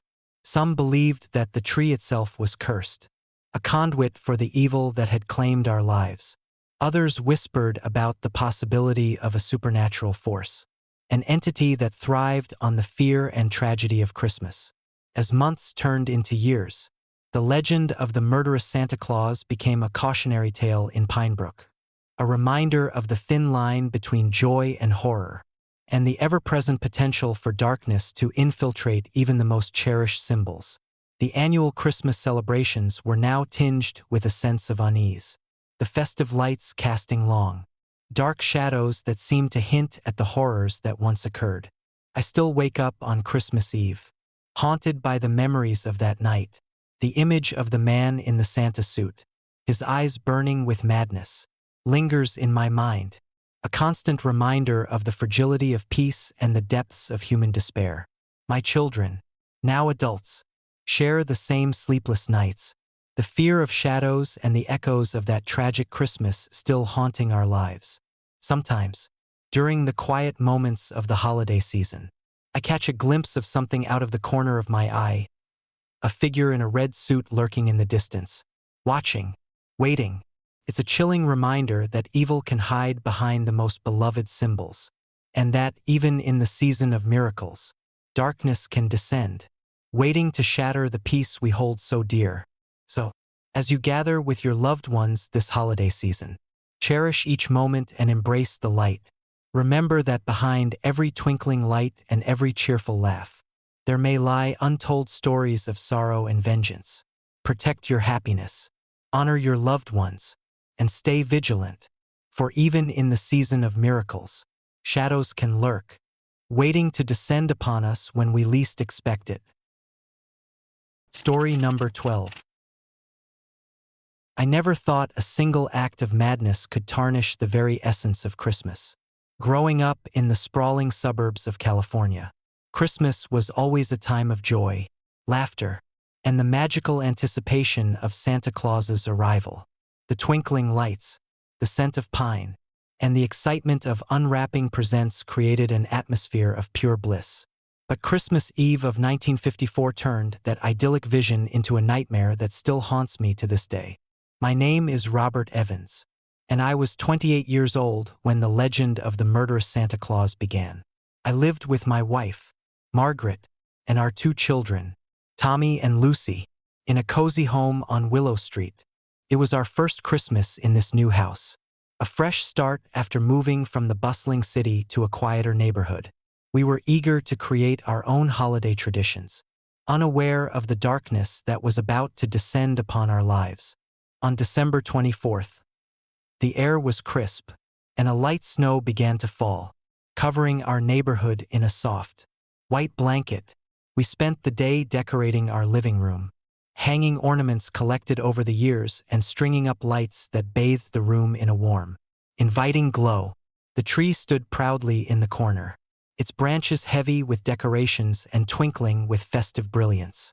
The scent of pine mingled with the aroma of freshly baked cookies and roasted chestnuts, creating an atmosphere of pure magic. As night fell, we gathered around the tree, sipping hot cocoa and sharing stories by the fireplace. Tommy and Lucy were especially excited, their eyes wide with anticipation for Santa's arrival. The children's laughter filled the room, blending seamlessly with the crackling of the fire. It was the perfect Christmas Eve, or so we thought. Around midnight, a loud knock echoed through our home, startling us all. Margaret glanced at me, her eyes filled with concern. "Who could that be at this hour?" she whispered. I walked to the front door, peering through the peephole. There, standing on our porch, was a man dressed as Santa Claus. His suit was immaculate, his beard perfectly groomed, and his eyes held an unsettling intensity that didn't match the jolly image we were accustomed to. "Hello," I called out, trying to keep my voice steady despite the unease creeping up my spine. To my surprise, the man smiled, a smile that didn't reach his eyes. "Merry Christmas," he replied, his voice calm but cold. Margaret and I exchanged nervous glances. "Come in, Santa," I said hesitantly, stepping aside to let him enter. The moment he crossed the threshold, a chill swept through the house, extinguishing the warm glow of the fireplace. The atmosphere grew heavy, the air thick with an inexplicable tension. The man didn't speak further. He simply stood there, his gaze fixed on us with an eerie stillness. As minutes passed, the warmth of our home seemed to wane under his presence. Without warning, the man's facade crumbled.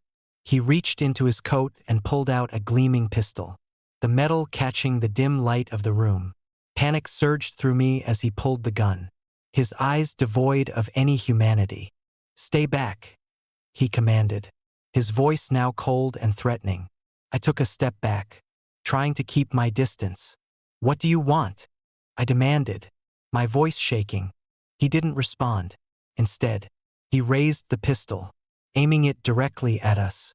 "You've been naughty," he hissed, his voice a guttural growl. "It's time for punishment." Fear paralyzed me as I watched him move with unnatural speed. Margaret grabbed me by the arm, pulling me away from the table, while Tommy and Lucy clung to us, their innocent faces now etched with terror. The man advanced with a predatory grace, his presence oppressive and menacing. "Run!" I shouted, trying to muster the strength to protect my family. But my legs felt like lead, the sheer horror of the situation making it impossible to move. The man in the Santa suit lunged forward, the pistol now in his hands, blood already seeping from a wound on his forearm. I could see the madness in his eyes, a reflection of a tormented soul lost to darkness. As he raised the pistol again, Margaret screamed, pulling our children closer. "We need to get out of here," she cried, her voice breaking with fear. I managed to drag Margaret and Tommy toward the back door, the man relentlessly pursuing us. The house seemed to warp around us, the rooms elongating and twisting as if alive with malevolent intent. The sounds of our frantic footsteps echoed through the halls, mingling with the man's heavy breathing and occasional, sinister laughter. We burst into the snowy night, the cold air biting at our faces as we ran down the driveway. The man in the Santa suit followed, his footsteps pounding through the snow, each step bringing him closer. The street was eerily quiet, the festive lights of our neighbors' homes now mere blurs as we sprinted for our lives. Just as the man was about to catch up, we reached the end of the driveway and plunged into the darkness of the surrounding woods. The trees loomed ominously, their branches like skeletal fingers reaching out to trap us. Panic drove us deeper into the forest, the sounds of the man's pursuit growing fainter but never disappearing entirely. We stopped to catch our breath, huddling together beneath a thick canopy of pines. The snow continued to fall, blanketing the ground in silence. We listened, hearts pounding, praying that the man would lose us in the vast wilderness.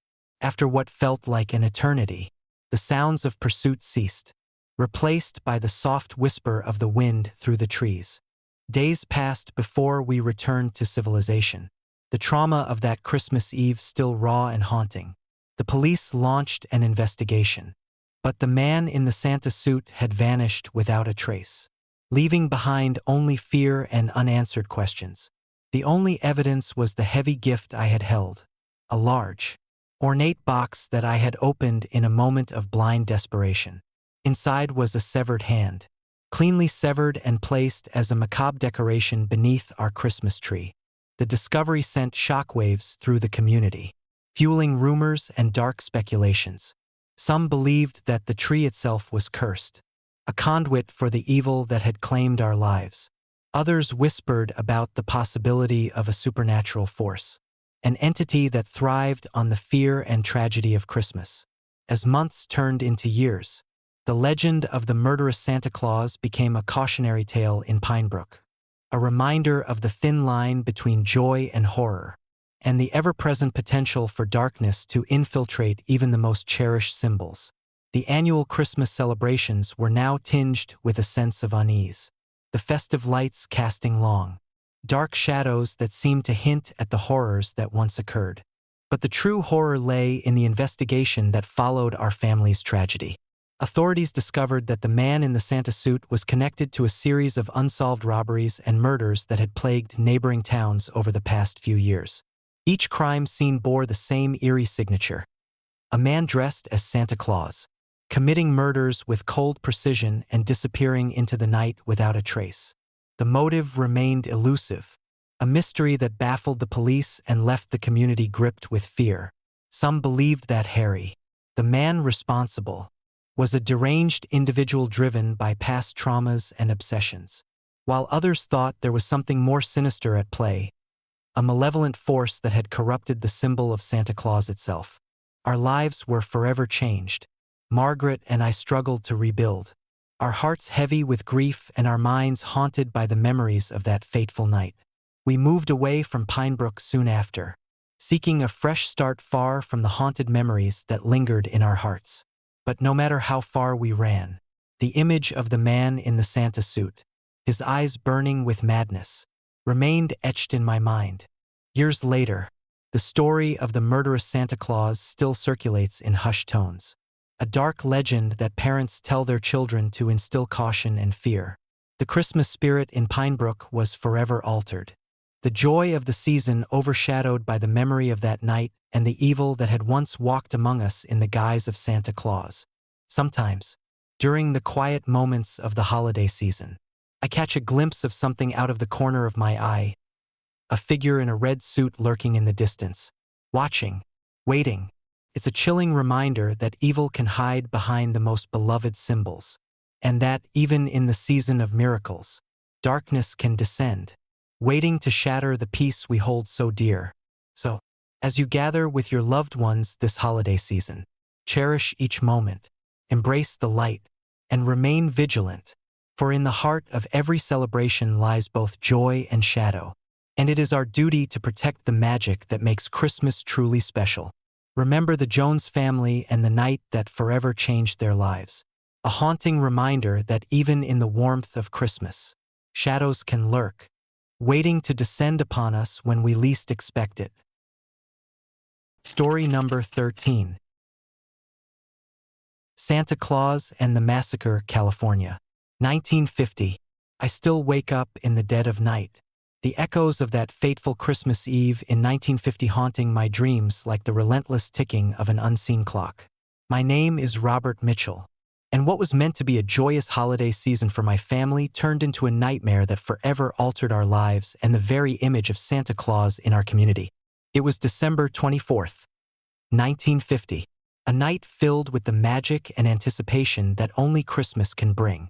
Our home in the quiet suburbs of Los Angeles was bustling with activity.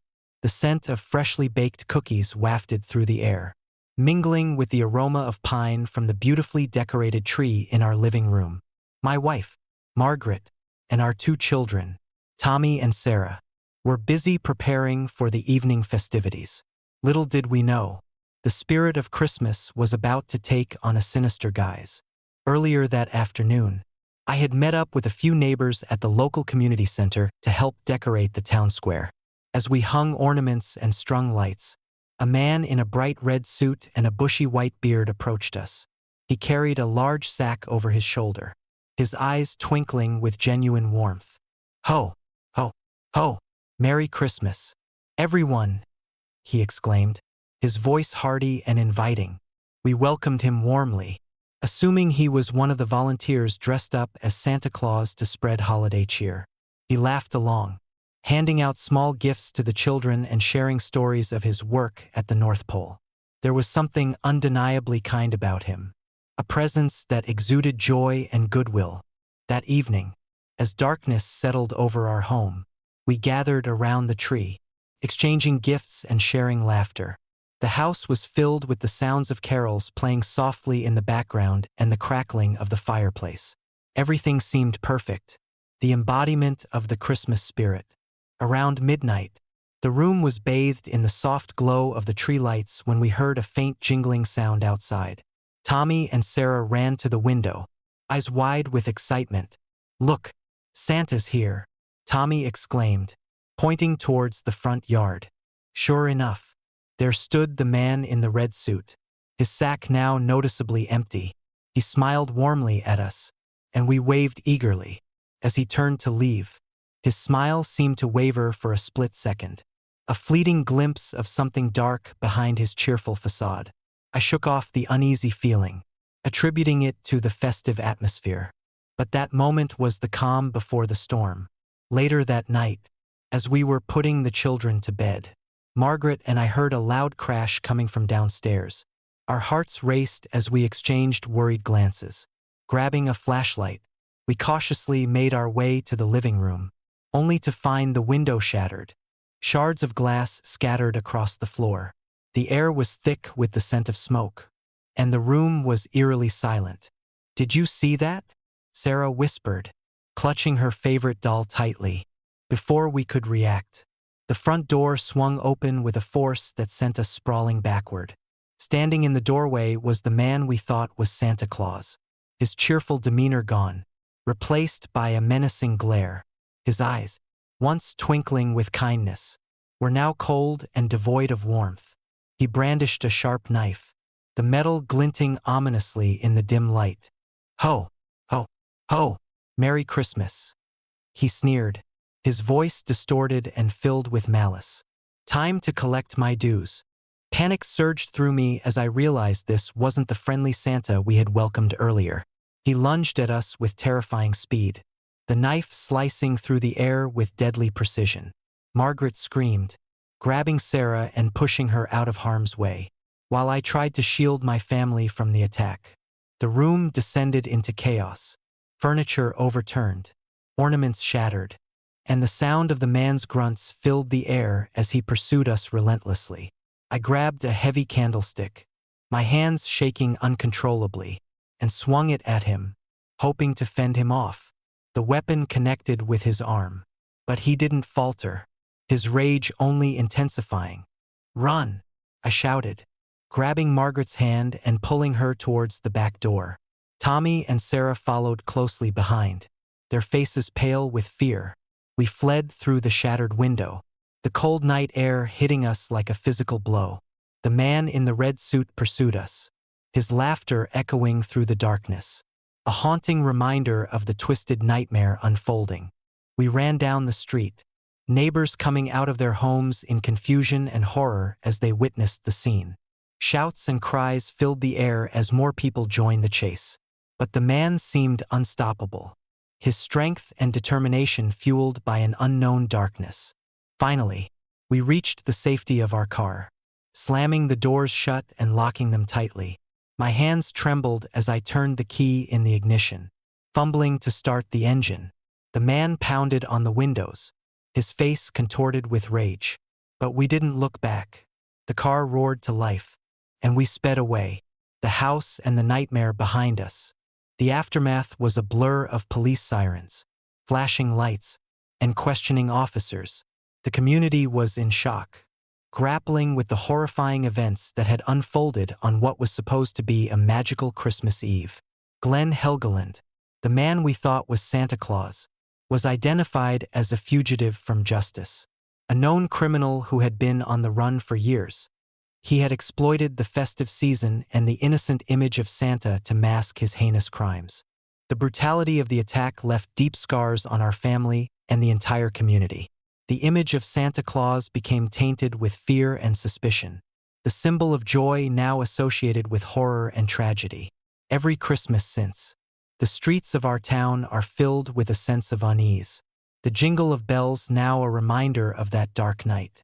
In the years that followed, the story of Glenn Helgeland and his masquerade as Santa became a cautionary tale, a chilling reminder that evil can hide behind the most innocent of facades. The house where the massacre occurred was left abandoned, a silent testament to the horrors that had transpired within its walls. Locals avoid it now, especially during the holiday season, fearing the presence of lingering spirits and the darkness that once claimed lives in the guise of festivity. My family and I tried to move on, seeking solace in the warmth of our home and the love that binds us together. But the memories of that night never fully faded, haunting us like the ghostly whispers of the past. Sarah and Tommy grew up with a wary eye towards the holiday season, their innocence shadowed by the trauma they experienced. As for me, I often find myself reflecting on the thin line between good and evil, the ease with which one can masquerade as a symbol of joy to conceal their true, sinister nature. The story of Glenn Helgeland serves as a constant reminder to stay vigilant, to never let our guard down, even in the most seemingly perfect of moments. And so, every Christmas Eve, as we gather around the tree and share in the joy of the season, we remember the night when Santa Claus became a figure of horror. We honor the memory of those lost and vow to keep the true spirit of Christmas alive, one of love, peace, and unwavering hope, ensuring that the darkness that once overshadowed our holiday never returns. The imposter Santa of 1950 remains a haunting chapter in our lives, a story of survival and the enduring struggle between light and darkness. As the years pass, the memory of that night lingers, a ghostly echo that serves as a reminder of the thin veil that separates our world from the unknown, and the shadows that can lurk behind even the most cherished symbols of joy. Story number 14. The Imposter Santa of Toronto, 1971. I still wake up in the dead of night, the echoes of that Christmas Eve in 1971 reverberating through my dreams like the relentless ticking of a haunted clock. My name is Michael Thompson, and what was meant to be a joyous holiday season turned into a nightmare that forever changed our quiet suburban life in Maplewood, a serene suburb of Toronto.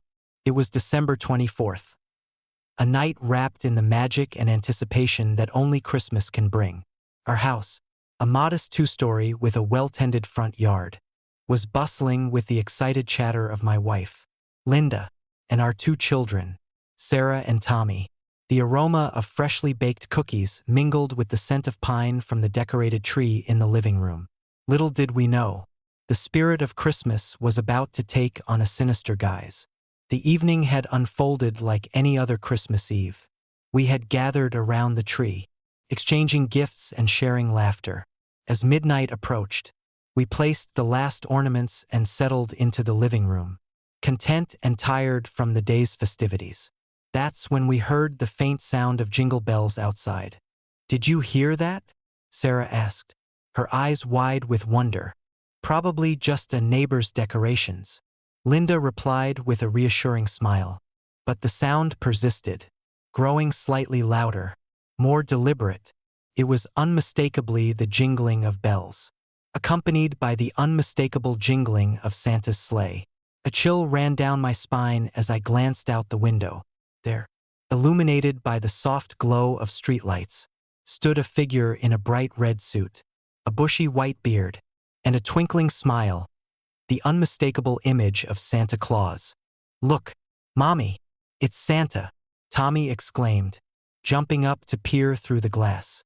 Linda and I exchanged a glance, a mixture of amusement and skepticism in our eyes.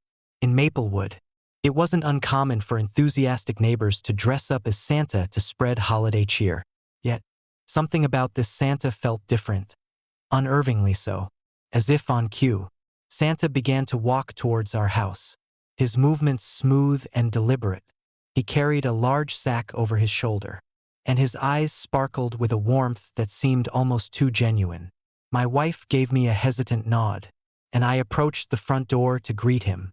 Ho, ho, ho, Merry Christmas, Santa boomed, his voice deep and hearty. Hello there, I replied cautiously.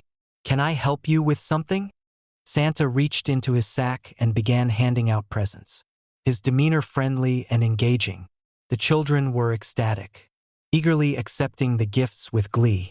But as I observed him, a nagging sense of unease began to gnaw at me.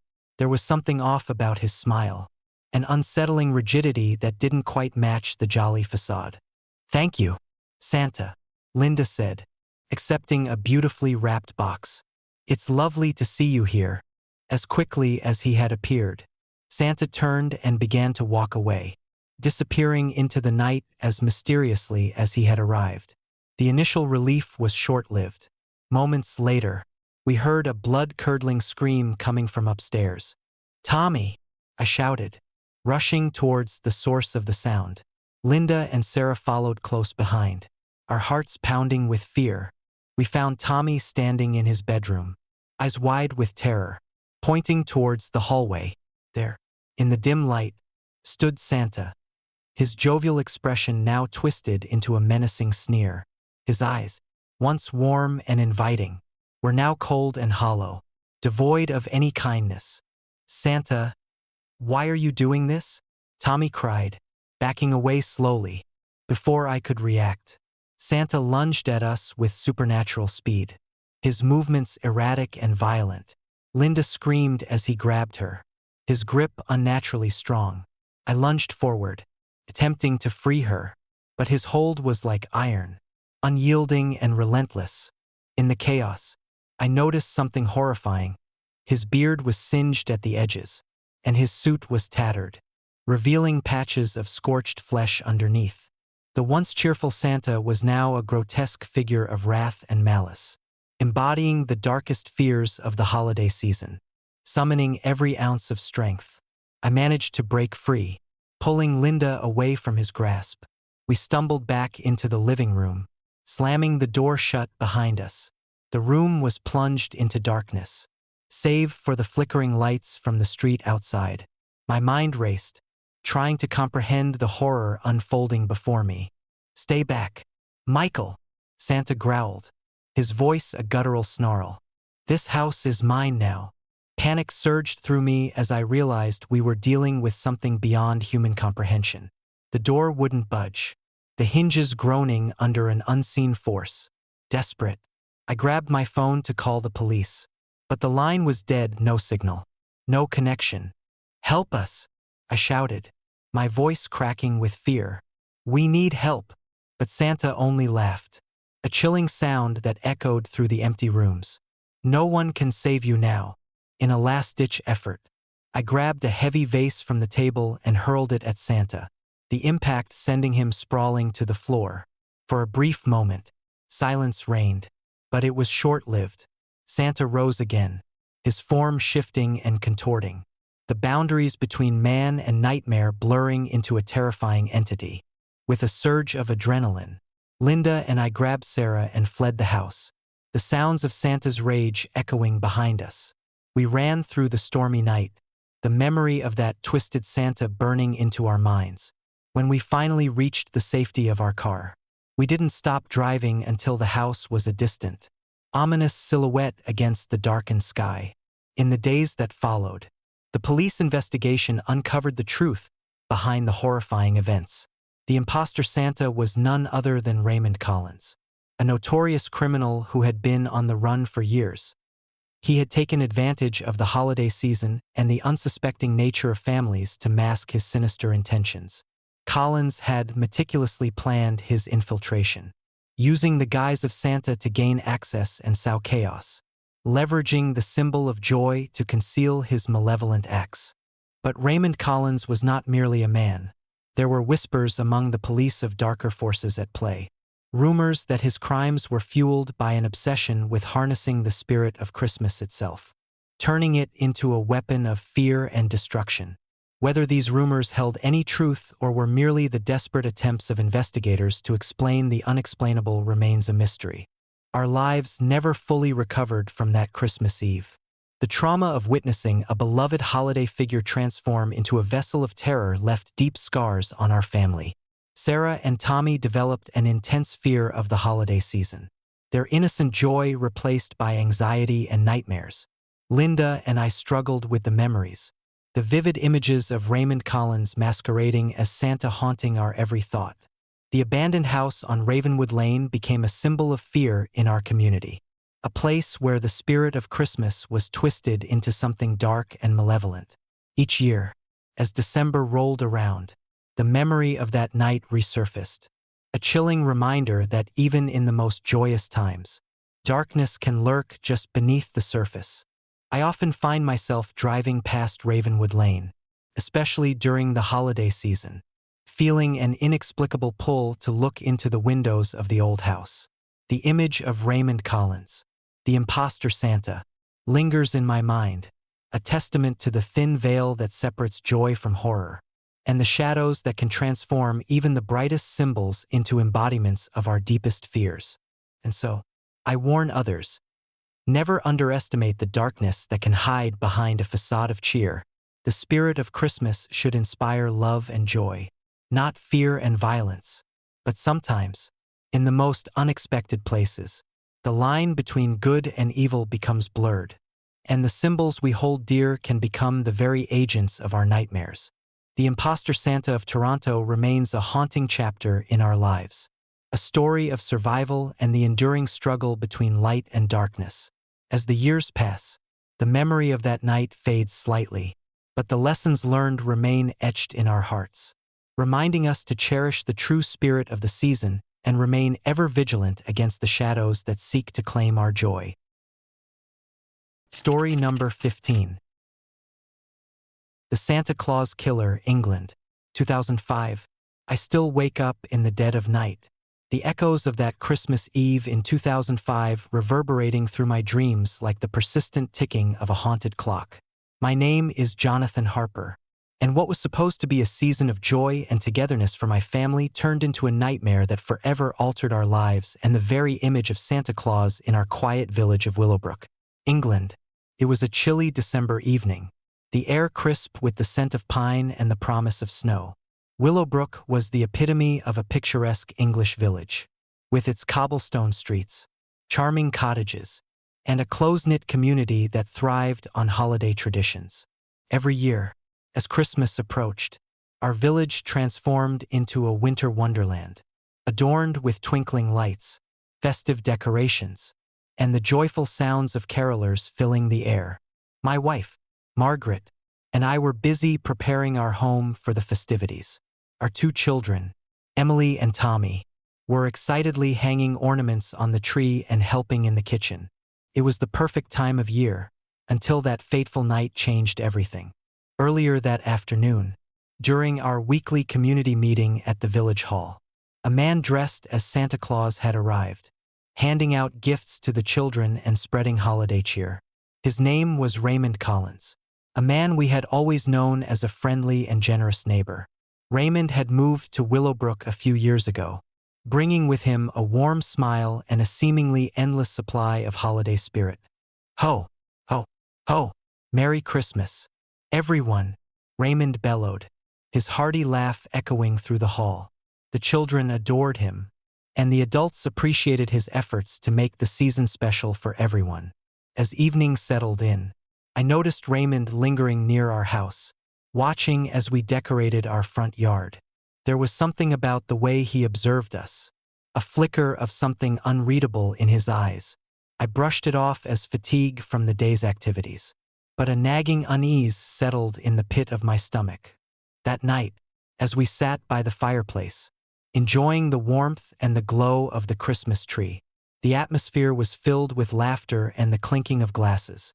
Suddenly, there was a loud crash from outside, followed by the unmistakable sound of jingling bells. Emily and Tommy rushed to the window, their eyes wide with excitement. "Look, Dad, it's Santa," Tommy exclaimed, pointing towards the snow-covered street.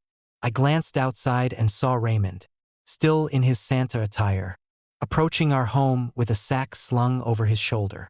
His presence was both familiar and strangely unsettling. Margaret and I exchanged a glance, a silent agreement passing between us to stay calm. "Santa, is that you?"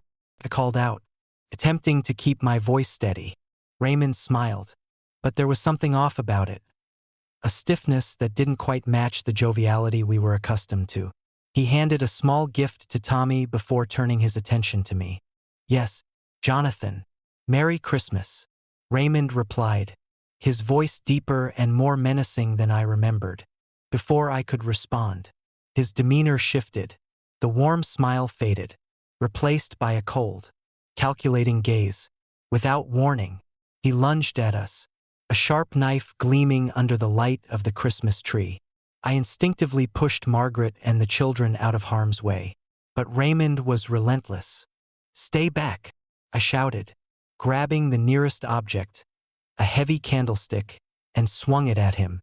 The impact was enough to send him staggering back, but it only fueled his rage. "You're mine now," he snarled, advancing towards us with murderous intent.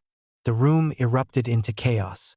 Emily and Tommy screamed, hiding behind the furniture, while Margaret and I fought desperately to fend off Raymond's attacks. The once peaceful sanctuary of our home had become a battleground. The spirit of Christmas twisted into a nightmare. In the midst of the struggle, I managed to subdue Raymond, pinning him to the ground. His eyes burned with a mix of fear and hatred. The facade of Santa Claus completely shattered. The police arrived shortly after, drawn by the commotion and the screams that had echoed through the neighborhood. As Raymond was taken away in handcuffs, the truth behind his sinister actions began to surface. Investigations revealed that he was a fugitive from justice, a man with a dark past and a penchant for deception. He had exploited the trusted image of Santa Claus to mask his true nature, using the guise to gain access to unsuspecting families and commit his heinous crimes. The aftermath of that night left our community reeling. The image of Santa Claus, once a symbol of joy and generosity, was now tainted by the brutality of Raymond Collins. Families in Willowbrook found it hard to reconcile the friendly neighbor they thought they knew with the monster that had terrorized them on Christmas Eve. Margaret and I struggled to rebuild our lives in the wake of the trauma.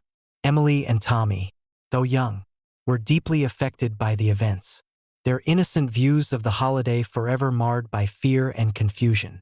We sought therapy and support from our community, working together to heal the wounds left by that terrifying night.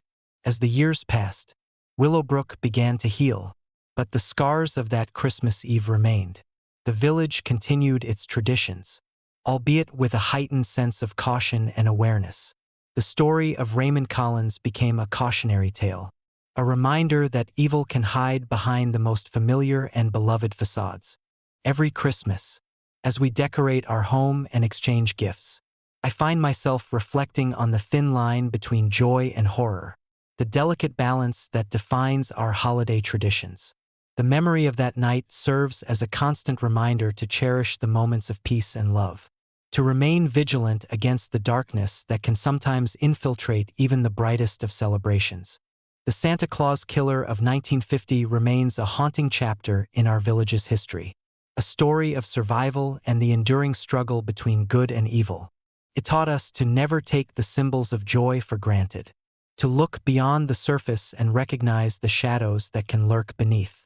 And as we gather each year, the spirit of Christmas in Willowbrook is now imbued with a deeper understanding of resilience, hope, and the unwavering strength of a community bound together by shared experiences and the will to overcome even the darkest of nights.